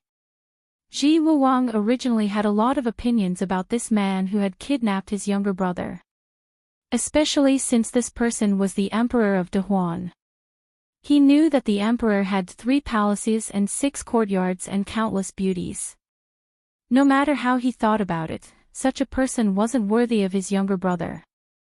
It wasn't until he found out that Shang Junlin only had Shin Yu in his harem and spread the word that he would only have Shin Yu in his life that he didn't directly run to the palace to snatch him away. After entering the palace, he found out how the two of them got along in private. After feeling Shang Junlin's actions, he reluctantly acknowledged Shang Junlin's existence. If it wasn't for the fact that Shang Junlin treated Shin Yu sincerely, he wouldn't have agreed to bring Shang Junlin back to the Dahuan. Hearing Ji Wuwang's words, Shin Yu's movement stopped. As if he hadn't heard anything, he walked towards Shang Junlin. I'm talking about Zhu Wang. This person had been locked up in the dark prison for a period of time. In the middle of it, he had tried to escape several times but failed. Later, he seemed to have given up and abandoned himself to despair. I will send someone to bring you to see him. Ji Wuwang and Shang Junlin didn't have a harmonious relationship. Hearing this, he only nodded slightly. Is you tired? With Shin Yu around, Shang Junlin didn't want to care about Ji Wuwang and walked out with Shin Yu. Eunuch Meng brought the palace servants forward. Young Master Ji, if you want to see Zhu Wang, please follow this servant. Eunuch Meng arranged for someone to bring Ji Wuwang to see Zhu Wang and return to Shang Junlin's side to serve him. Shin Yu was in good spirits today. Shang Junlin didn't directly bring him back to Yuzhang Palace. Instead, he wandered around the palace aimlessly. Yu has been worried about Lin County. Today, he received a report saying that the epidemic in Lin County has been effectively controlled. In a few days, the lockdown will be lifted. Gu Huai also sent a letter saying that he caught 2 suspicious people. They will continue to investigate. As they walked, Shang Junlin told Shin Yu about what had happened these days. Will it affect Imperial Physician Gu's early return? No. He said that when he left, the epidemic in Lin County was already under control. Moreover, this epidemic was man-made. As long as the right method is found, it will be easier to solve it. He has already told Imperial Physician Wu and the others about the cure. The scenery in the palace was very good. The two walked under the shade of the trees. The warm sunlight occasionally fell on their bodies, but it was quickly covered by the shadows of the swaying leaves. The news that Shang Junlin was leaving the palace hadn't been released yet. Before he left, there were some things that had to be resolved. The hidden dragon guards and Ji Wuwang's people worked together to find the Ji family members hiding in the capital. They were caught by Ji Wuwang's subordinates and brought to the place where Ji Wuwang stayed outside the palace. I will interrogate the traitors of the Ji family. Ji Wuwang had a smile on his face, but it gave people a cold feeling. Shin Yu had never seen such an aura from Ji Wuwang ever since he met him. You can interrogate them, but in the end, I will deal with them. Shang Junlin's tone was very cold. Okay. The two of them reached an agreement. Ji Wuwang went to deal with the people who wanted to harm Shin Yu, while Shang Junlin brought Shin Yu back to Yuzhang Palace. Your Majesty, why did your relationship with Ji Wuwang suddenly improve? There is no harm in letting him interrogate the people of the Ji family first. Your Majesty, aren't you afraid that he will deliberately hide things? Everyone inside is my people. What can he hide? Why did he agree? Because after interacting with each other for a period of time, Shang Junlin could feel that Ji Wuwang cared about Shin Yu. Without Shin Yu knowing, the two of them had secretly reached a temporary agreement. In order to eliminate all possibilities of harming Shin Yu, they were willing to shake hands and make peace. Your Majesty, are you hiding something from me? Shin Yu hooked his arm around the man's shoulder, forcing him to lower his head. I spend every day with you. What can I hide from you? Their gazes met, and an indescribable feeling spread around them. Shin-Yu closed her eyes and kissed him slowly. Bang! The kettle fell to the ground. The little eunuch who was dozing off at the side hurriedly ran over. Which palace are you from? Why are you so clumsy? I'm sorry. This servant is new. The movement outside interrupted the charming atmosphere in the room. Shin-Yu pushed Shang Junlin. His hot palm pressed against Shin-Yu's skin. Shin-Yu was scalded and subconsciously stepped back, but was pressed back by the man. Shang Junlin whispered in his ear, "You, focus."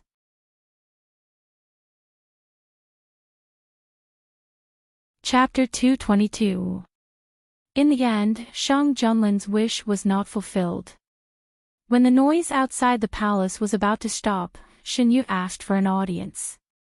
Eunuch Meng had just finished reprimanding the insensible palace servants when he saw Shin-Yu walking over with a dignified expression. Eunuch Meng, I have an important matter to discuss with your Majesty and your Highness. Could you please pass on the message? Eunuch Meng knew that she was working for Shin-Yu, so he immediately went to report.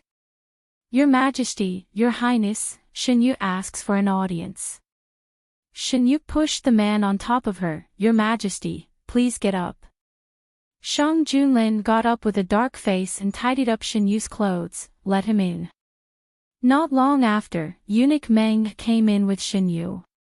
Shin-Yu's face was still a little red, and the heat on her body had not dissipated.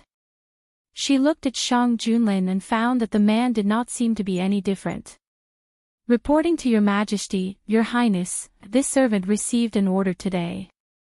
This servant did not know who sent the letter, and this servant did not open the letter. Shin-Yu took out the letter and presented it with both hands.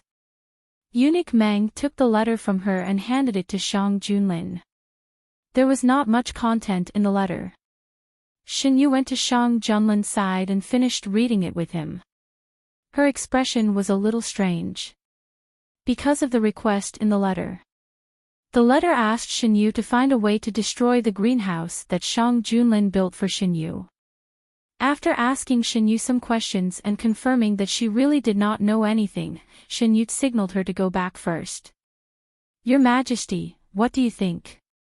The flowers in the greenhouse that Shang Junlin built for Shin-Yu were almost all found by Shang Junlin. Why would someone want to destroy the greenhouse? If they want to destroy the greenhouse, it must be because there is something in the greenhouse. But there are only all kinds of flowers and plants inside. The greenhouse had been remodeled and turned into a place for flowers and plants. There was nothing else in the huge palace except for flowers and plants. It couldn't be that these people's goal was the flowers in the greenhouse, right? Shang Junlin ordered Eunuch Meng to personally take a look at the greenhouse to make sure that there were things that they didn't know about.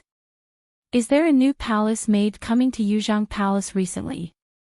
Shin-Yu suddenly remembered the palace maid who claimed to be a new palace maid outside the hall just now.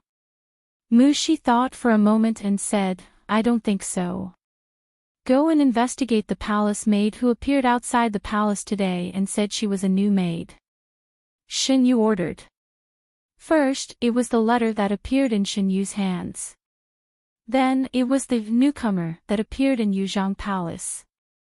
There might be some connection between the two. Eunuch Meng led his men to carefully check the greenhouse but didn't find anything extra. After a long time, he ordered the palace servants to put the flowers back. What's going on in front? Just as Ji Wuwang was about to go to Yuzhang Palace, he passed by the greenhouse and heard the sound of chaotic footsteps. Young Master Ji. Eunuch Meng heard the sound and wiped his sweat. He turned his head and said, His Majesty ordered me to check the flowers in the greenhouse. It will be done soon. Is young Master Ji looking for Guijun? These flowers were all found by His Majesty for Guijun. Guijun has always liked to take care of flowers and plants. His Majesty found all kinds of flowers and plants to bring into the palace and built a greenhouse to place them. These are all things that Xiaoyu likes. Yes. Eunuch Meng knew that he was Xinyu's older brother and said a few more words. Guijun often comes here. In the beginning, when there were few flowers, Guijun personally took care of them. It's amazing that one of the flowers here has been blooming for several months without any signs of withering. What kind of flower is so amazing? Ji Wuwang was interested. It's that one. Eunuch Meng pointed at a certain place. When he turned around and saw the white cloth covering Ji Wuwang's eyes, he paused. He almost forgot that this lord couldn't see. It's a pale yellow flower with a big bud. Eunuch Meng described the magical flower. This flower is really amazing. When it sees Guijun, it will shake. It's really amazing. Ji Wuwang's tone was calm, but no one knew what kind of huge waves were rolling under this calm surface. Listening to Eunuch Meng's description, this flower was very similar to the one he had been looking for. If young Master Ji wants to find Guijun, you can go directly to Yuzhang Palace. Ji Wuwang didn't stay any longer and went to Yuzhang Palace. He came to the palace this time to talk to Shang Junlin about the captured people. He didn't expect to meet with a pleasant surprise midway. Wu Ying, did you see it? Is that flower the one I've been looking for? The man who had been following behind Ji Wuwang said in a low voice, it looks like it. Whether it is or not, we can only find a way to get closer to see it. Why did this flower appear in the palace? No one could answer Ji Wuwang's question. When Ji Wuwang arrived at Yuzhang Palace, Xinyu was taking an afternoon nap. The two men tacitly didn't disturb Xinyu and chose another place to talk. When Xinyu woke up, the two had finished talking. With Mu Shi's help, Xinyu changed his clothes and walked out. Shang Junlin heard footsteps and looked up. When he saw Xinyu, he got up and walked towards him. You're awake. I slept well. Xinyu turned to look at Ji Wuwang. Young Master Ji, you're here at this time. Is there a result from the interrogation?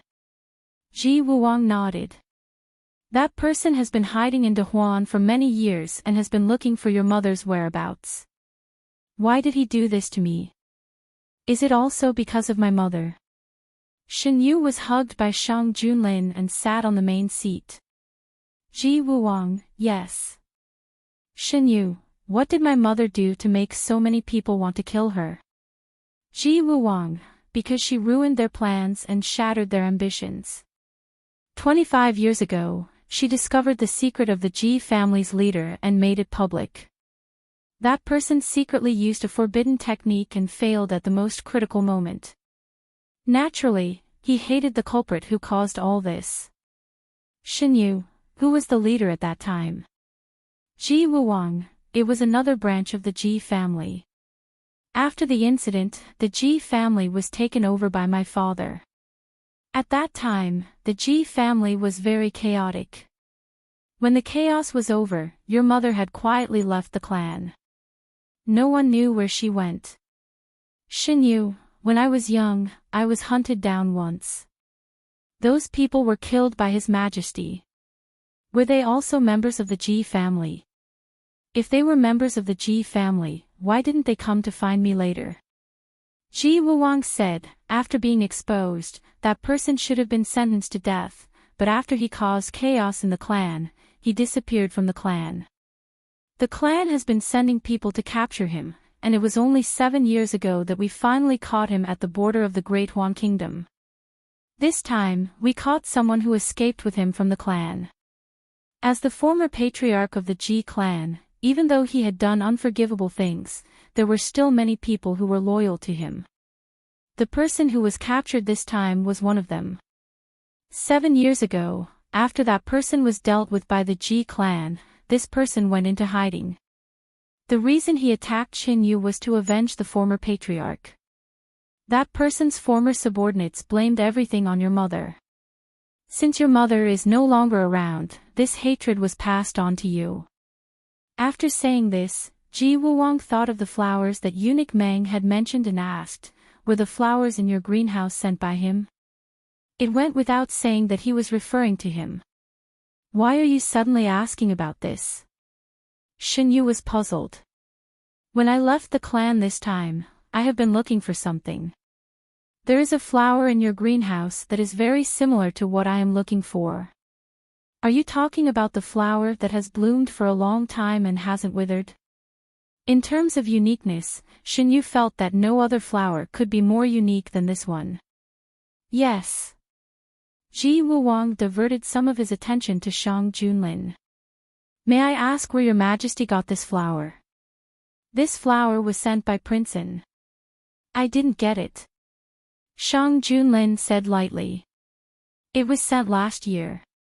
At first, it didn't bloom. Then, one day, it suddenly bloomed." Shen Yu explained. "This flower, when the time comes, bring it with you," Ji Wuwang said. He didn't say the reason, so Shen Yu didn't ask. This flower was mysterious. It wouldn't be strange if it came from the equally mysterious Ji family. After Ji Wuwang left, Shen Yu nestled in Shang Junlin's arms and suddenly thought of this. "Your Majesty, do you think the real purpose of the person who wanted to destroy the greenhouse is because of this flower?"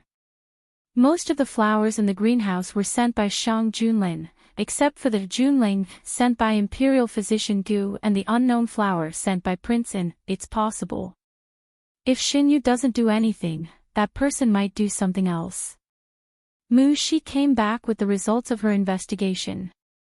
The palace maid's purpose was none other than the greenhouse. This time, the answer was obvious. The flowers in the greenhouse were quietly moved to other places. Except for Shang Junlin, Shen Yu, and a few people they trusted, no one else knew that 2 flowers were missing from the greenhouse. The Junling was moved to Shen Yu and Shang Junlin's palace. This flower spent the coldest period in their palace. When the weather became hot, Shang Junlin ordered people to move it away.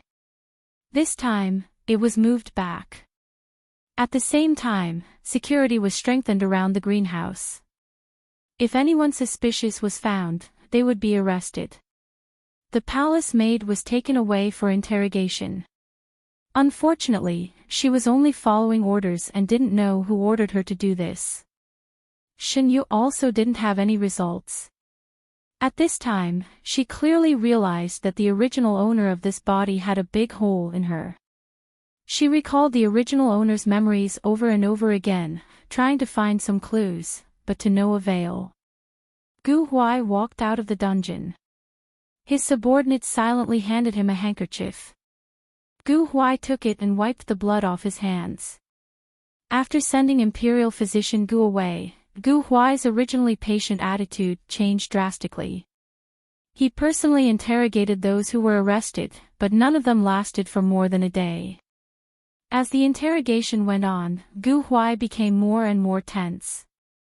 Every day, new developments were reported to Shang Junlin through the hidden dragon guards. Gu Huai caught the person who drugged Lin County and found out the source of the drug from that person. Shang Junlin ordered the hidden dragon guards to continue investigating. Gu Huai caught the culprit who caused the epidemic in Lin County and escorted him back to the capital. "Your Majesty, do you want to announce the truth about Lin County to the court?" Until now, the officials in the imperial court still didn't know that the aggressive epidemic in Lin County was a man-made one. "Let's not talk about it for now. I will deal with it when I return." Shang Junlin had already arranged everything. Even if he left for a period of time, the operations of the court would not be affected. "I don't know how long I will have to stay there." After being reborn, Shen Yu had been staying in the palace. Suddenly, she had to leave for a period of time. She couldn't help but feel disappointed. "When Yu is cured, we will return." Shang Junlin's gaze was gentle. "Your Majesty, it's not good." Eunuch Meng walked in anxiously and knelt on the ground. The greenhouse is on fire. Shang Junlin stood up abruptly. Shen Yu also stood up. They didn't expect an accident to happen even though they had been guarding the greenhouse.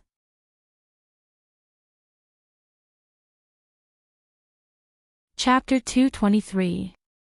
By the time Shen Yu and Shang Junlin arrived, the fire had already been put out. Because it was discovered in time, it did not lead to a disaster. The palace servants moved the flowers out. Shen Yu saw the pots of flowers that were originally full of vitality become wilted and felt very uncomfortable. What the hell is going on? A palace servant accidentally knocked down the candlestick.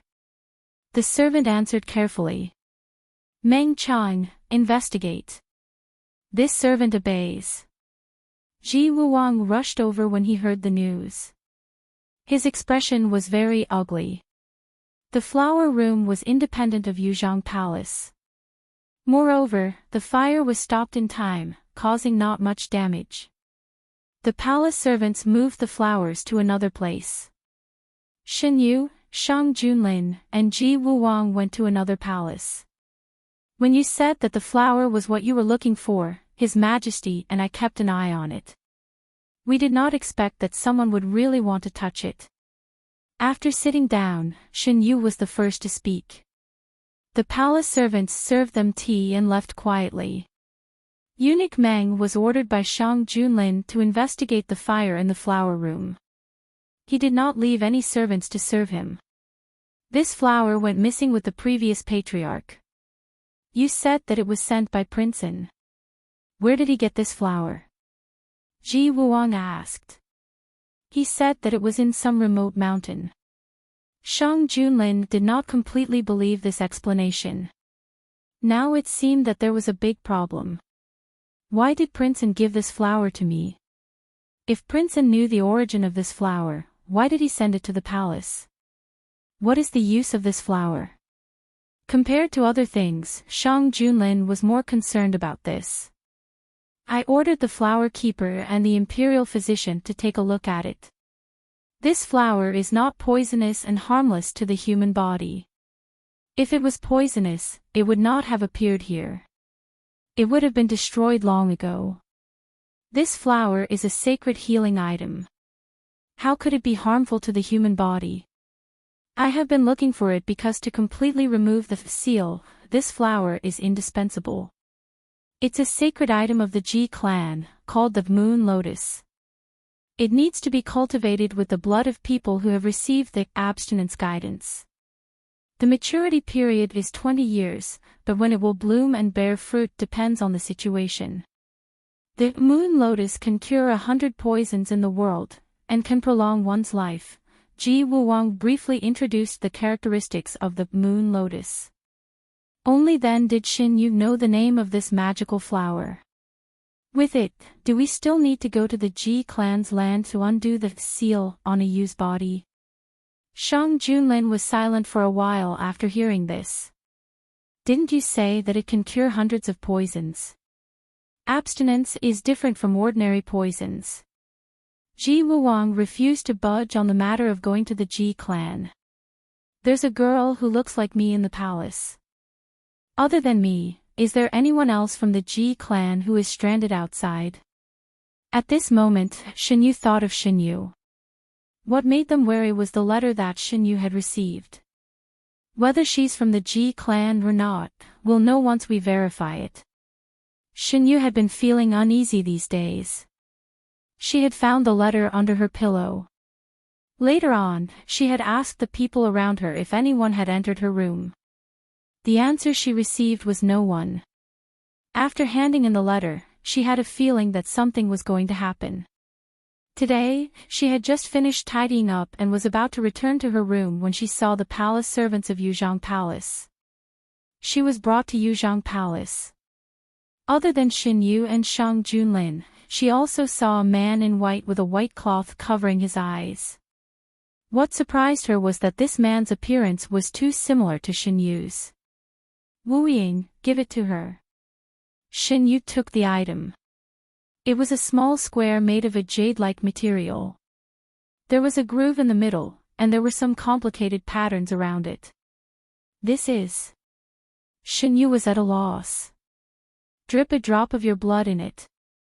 The palace maid beside her handed her a dagger. Shinyu looked at Shinyu and saw him nod at her. She gritted her teeth, picked up the dagger, and made a cut on her finger. Blood seeped out. Shinyu adjusted her posture and let the blood drip on it. After a long while, there was no reaction. She's not related to the Ji clan, Ji Wuang said. Ji clan? What Ji clan? Shinyu was even more at a loss. Take Shinyu away to bandage her wound first, Shinyu said. The palace maid led Shinyu away. If they're not related by blood, why do they look so similar? Shinyu had always suspected that Shinyu was related to him by blood. Perhaps someone deliberately chose her and sent her to you.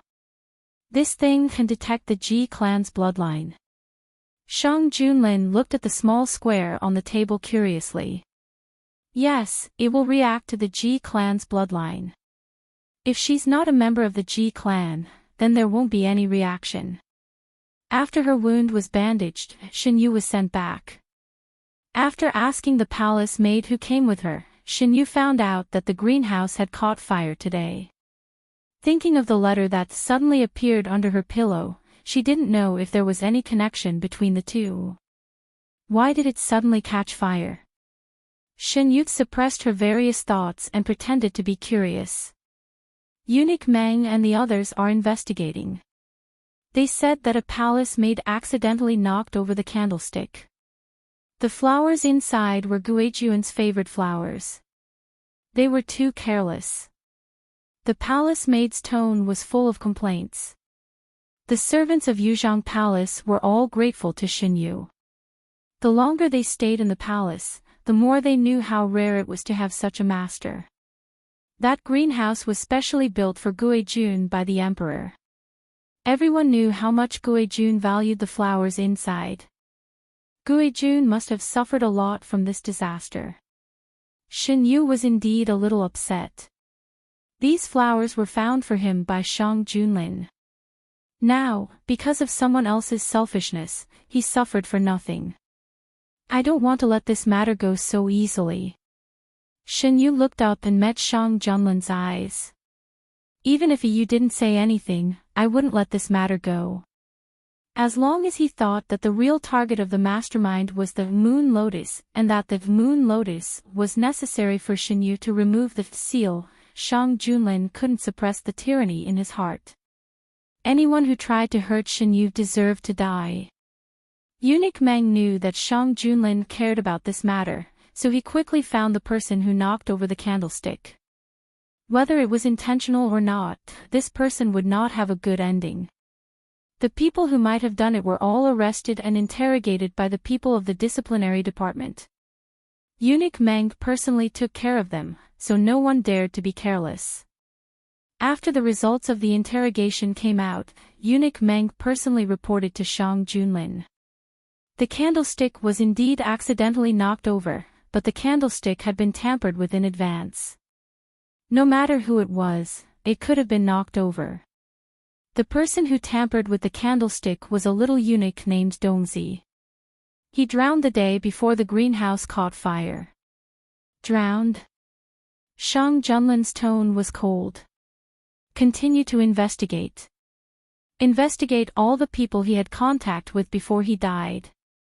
I want to know who ordered him to do this. This servant obeys. The investigation led to a dead person. Interesting. Shinyu listened to Shang Junlin's results and sneered. You doesn't have to worry about this matter. I will definitely give you an explanation for the matter in the palace. Shinyu believed that Shang Junlin could handle this matter. He snuggled into the man's arms. Those flowers, can they be saved? Although the fire was put out in time, the flowers nearby were still affected. Shinyu had personally taken care of them for so long, especially since these flowers were given by Shang Junlin. He did not want to lose them because of this fire. I know you care. I have already asked the palace people to treat them. A few of the less affected flowers are no longer a big problem. The more serious ones still need to be checked. If it is really not possible, I will send you new ones. I want to see those burned flowers. I will go with you. The flower room was still being cleaned up. The flowers were placed in another palace. Seeing Xin Yu and Shang Junlin coming together, the palace people quickly saluted. No need to be so polite. The palace people led the two of them inside. Most of the flowers were in good condition. Xin Yu walked to the front of a few flowers that were in serious condition. It could be seen that the people who took care of them were very attentive. Xin Yu looked at the leaves. He was not sure if these flowers could survive. After looking around, Xin Yu was led out by Shang Junlin. Eunuch Meng was waiting outside. When he saw the two of them coming out, he quickly stepped forward. Your Majesty, I found it. Before the accident, that little eunuch suddenly had a sum of money in his hand. He asked someone to take the money out of the palace and gave it to his parents outside the palace. This servant has already arranged people to look for it. If they found the source of the money, they would be able to find the person who ordered this. In the end, the clues pointed to a concubine left behind by the late emperor. A long time ago, Xin Yu used an excuse to imprison some of the late emperor's concubines in Yuzhang Palace. Later, these people were taken away by Shang Junlin. They could not keep them locked up forever. So, they released those who did not know much and imprisoned them in the palace where they originally lived. Other than not allowing them to run around, there were not many restrictions. I thought that these people were abandoned. I did not expect that there would be a day when they would be used again. Back then, they had released them because they were sure that they didn't know much. Those who knew a little more, after they couldn't get anything out of them, they picked out a few serious crimes from what they had done and punished them accordingly. Your Majesty has cleaned up the harem several times. There are limited ways for them to do whatever they want in the palace. Those concubines who were imprisoned by Your Majesty became the only choice. The late emperor really knows how to make trouble for me. Shang Junlin sneered. Xin Yu thought about it. It seemed to be the case. Whether it was inside or outside the palace, those who were involved with the late emperor were trying to make trouble for Shang Junlin. Last time, Prince Huayu was involved. But now that Prince Huayu is dead, who else would do such a thing? Somehow, there seemed to be a thread that connected everything together. Shang Junlin narrowed his eyes. There are not many people in the Great Han Kingdom who have the ability to do this. There is also the matter that General Gu has been investigating. Maybe the two were done by the same force. Xin Yu guessed. When Gu Huai returns, I will let him investigate together. But we don't know what that person wants to do. Your Majesty sent people to find the other half of the thing that Grand Tutor Xing mentioned. How is the progress? He himself does not know how to get it. Many things from the national treasury were recovered. The other 200,000 soldiers, horses, and armor are still missing. Shang Junlin was not worried about this matter. Today, the Great Han Kingdom had sufficient soldiers. The other half of the soldiers left by the late emperor could not pose too much of a threat to the Great Han Kingdom. Your Majesty, we might as well take this opportunity to go to the Ji clan to find out what the person behind this is planning. Xin Yu felt that it was impossible for that person to not have any ulterior motives after doing so many things. This did not make sense. No matter who that person was, as long as he made a move, they would have a chance to catch his tail. What they were afraid of was that he would hide in the dark and do nothing. You wants me to be the bait. No, it's an empty bait for him to bite.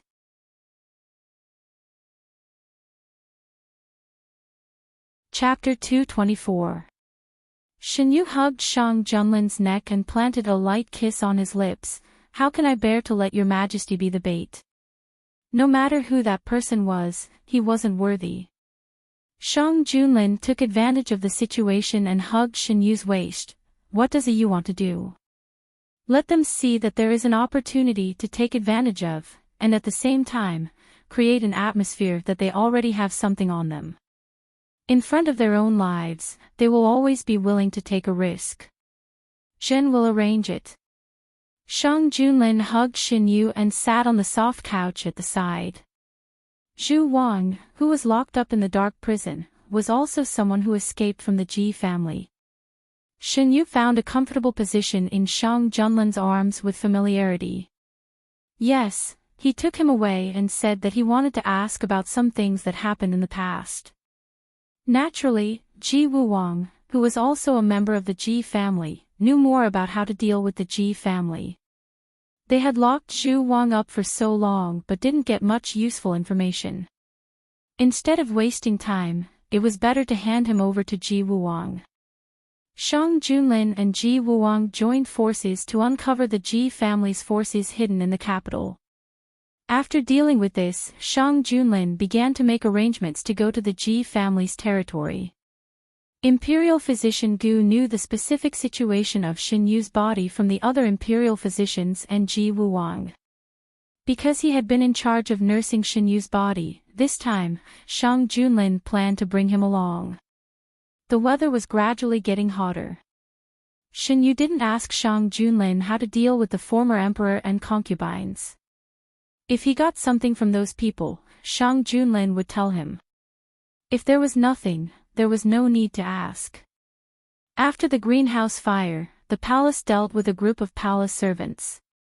Because Shinyu's body wasn't good, Shang Junlin didn't let him intervene in these matters.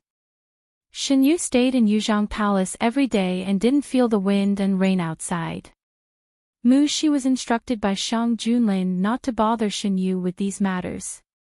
Gu Huai brought people back to the capital. The two people he caught had been tortured beyond recognition. The information they got was presented to Shang Junlin. The crisis of Lin County was resolved. The imperial court finally gave the people an answer and reported this matter in the newspaper. The imperial court has announced the situation of Lin County. Everyone go and take a look. How is it? Is the situation serious? It's not that serious. I'm really relieved. The epidemic in Lin County has been brought under control. So why didn't give an explanation before? Didn't they give it now? Perhaps the imperial court has just received accurate news. Lin County is so far away from the capital.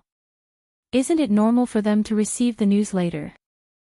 Lin is Lin's county is Lin's Yu's county is Lin's Lin. The two of Lin SS. The people were very concerned about the matter of Lin County.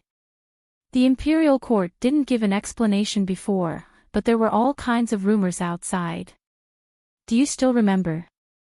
There was a rumor that the imperial court ordered all the sick people to be burned in order to solve the epidemic in Lin County. That's why they didn't give an explanation to the public. I remember, but I didn't believe it. After the emperor ascended the throne, he didn't do such an outrageous thing. If he didn't care about the people, how could we have such a good life now? The people who spread these rumors may have something in mind. Have you forgotten that the traitor King Yu colluded with several ministers to smear His Majesty's name? Why are these people still unwilling to give up? Why don't we report this news to the government? That's feasible. Thus, the government in the capital received many anonymous letters from the people about the rumors during this period. Since the incident with King Yu, the imperial court ordered that these rumors couldn't be ignored. The government had been investigating the source and caught many people who spread the rumors maliciously. The weather was getting hotter, and Shang Junlin suggested in the imperial court that he wanted to take Shinyu to avoid the heat. This time, he didn't go there last time, but to another palace in the south. The Prime Minister, Fang Jun, and the other important ministers were all left behind. This time, it was the emperor's personal trip. This kind of thing wasn't uncommon in Dahuan. There was once an emperor in Dahuan who liked to go out of the palace. In order to cater to his preferences, palaces were built all over Dahuan. Later emperors would occasionally go to these places to play. After Shang Junlin ascended the throne, he devoted all his attention to political affairs.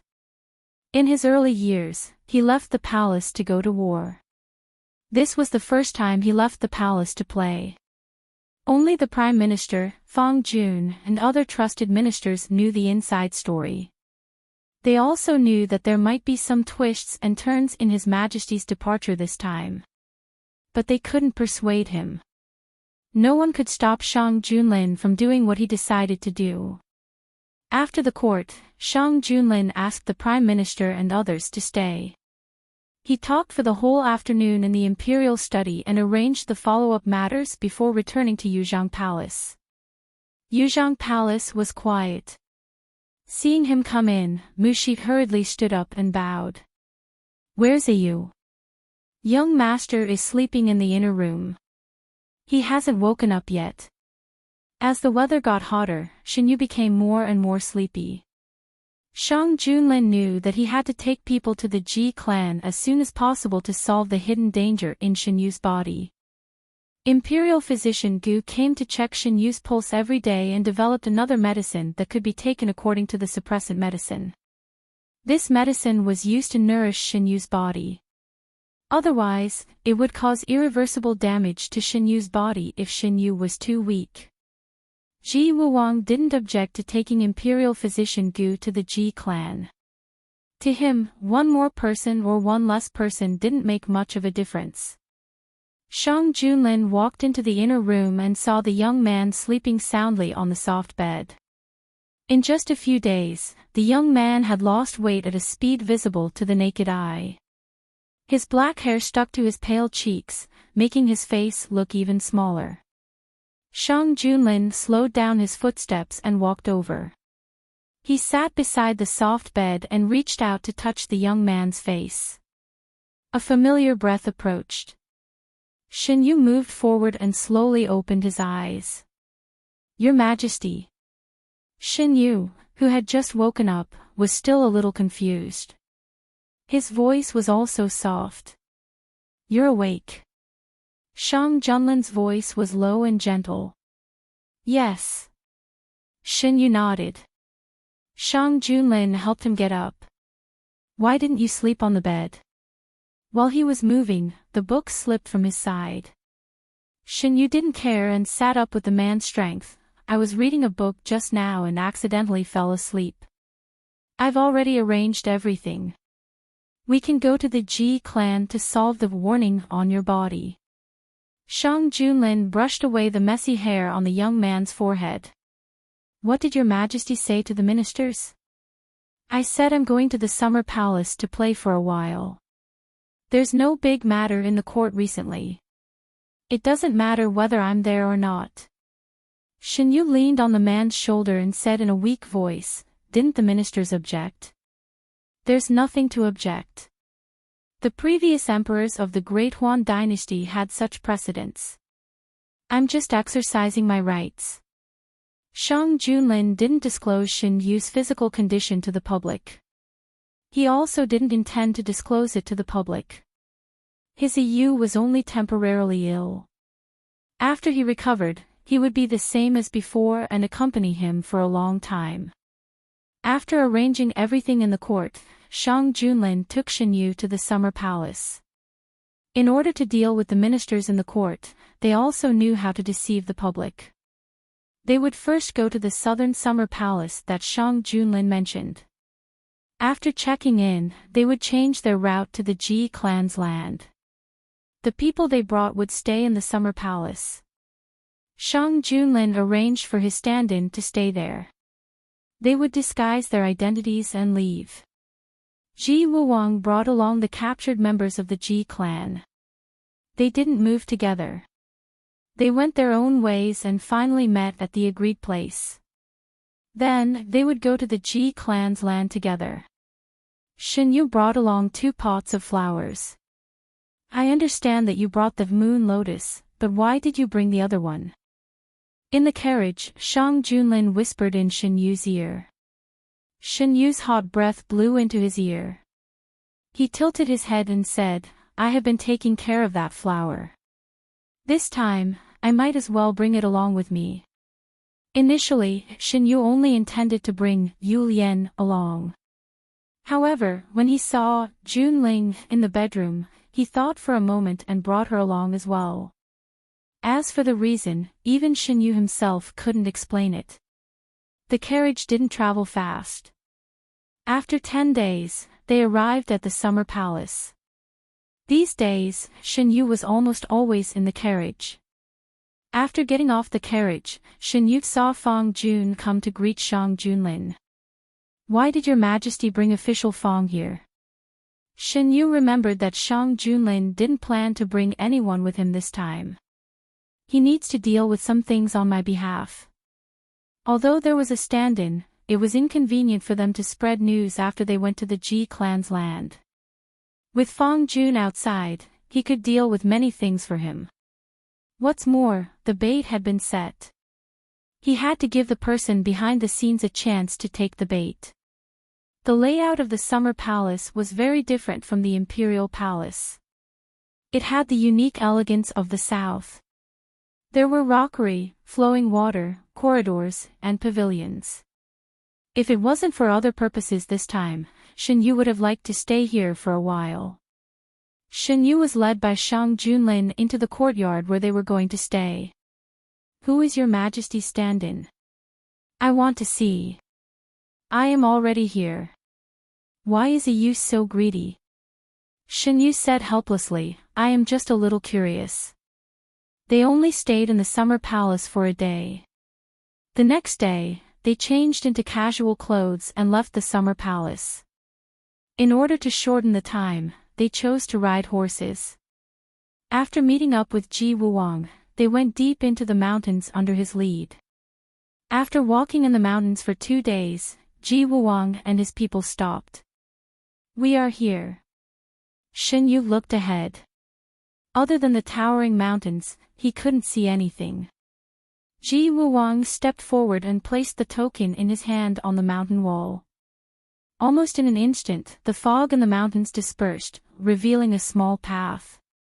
The small path meandered along the mountain wall, only allowing one person to pass. After walking for about an hour, the path opened up. What appeared in front of them was a small city in the mountains. The plants were lush and the scenery was pleasant. It was hard to imagine that such a place was deep in the mountains. If he hadn't seen it with his own eyes, Shen Yu would have thought that such a place was in some small city in the south. The only thing that didn't match was the buildings. Almost all of them were made of stone and carved with various complicated patterns. The clothes of the people passing by were also different from Dahuan. They used a lot of gauze, and their waists, arms, and other places could be vaguely seen. Some people noticed their presence and their eyes were filled with curiosity. Follow me. Ji Wuwang led them inside. Everywhere they went, the passers-by stopped and bowed to Ji Wuwang. It could be seen that Ji Wuwang's status here was very high. They were led to one of the most prominent buildings. I have just returned to the clan. I still have some things to deal with. You can rest here first. If there is anything you need, just tell them to do it. Shen Yu looked around. The layout of the room was very luxurious. It was decorated with all kinds of gold and jade. Many of the utensils in the room were made of huge stones. Only a few were made of wood. A maid brought clean clothes over. Do the 2 guests want to wash up? Shen Yu picked up one of the clothes. It was obvious that it wasn't Dahuan style.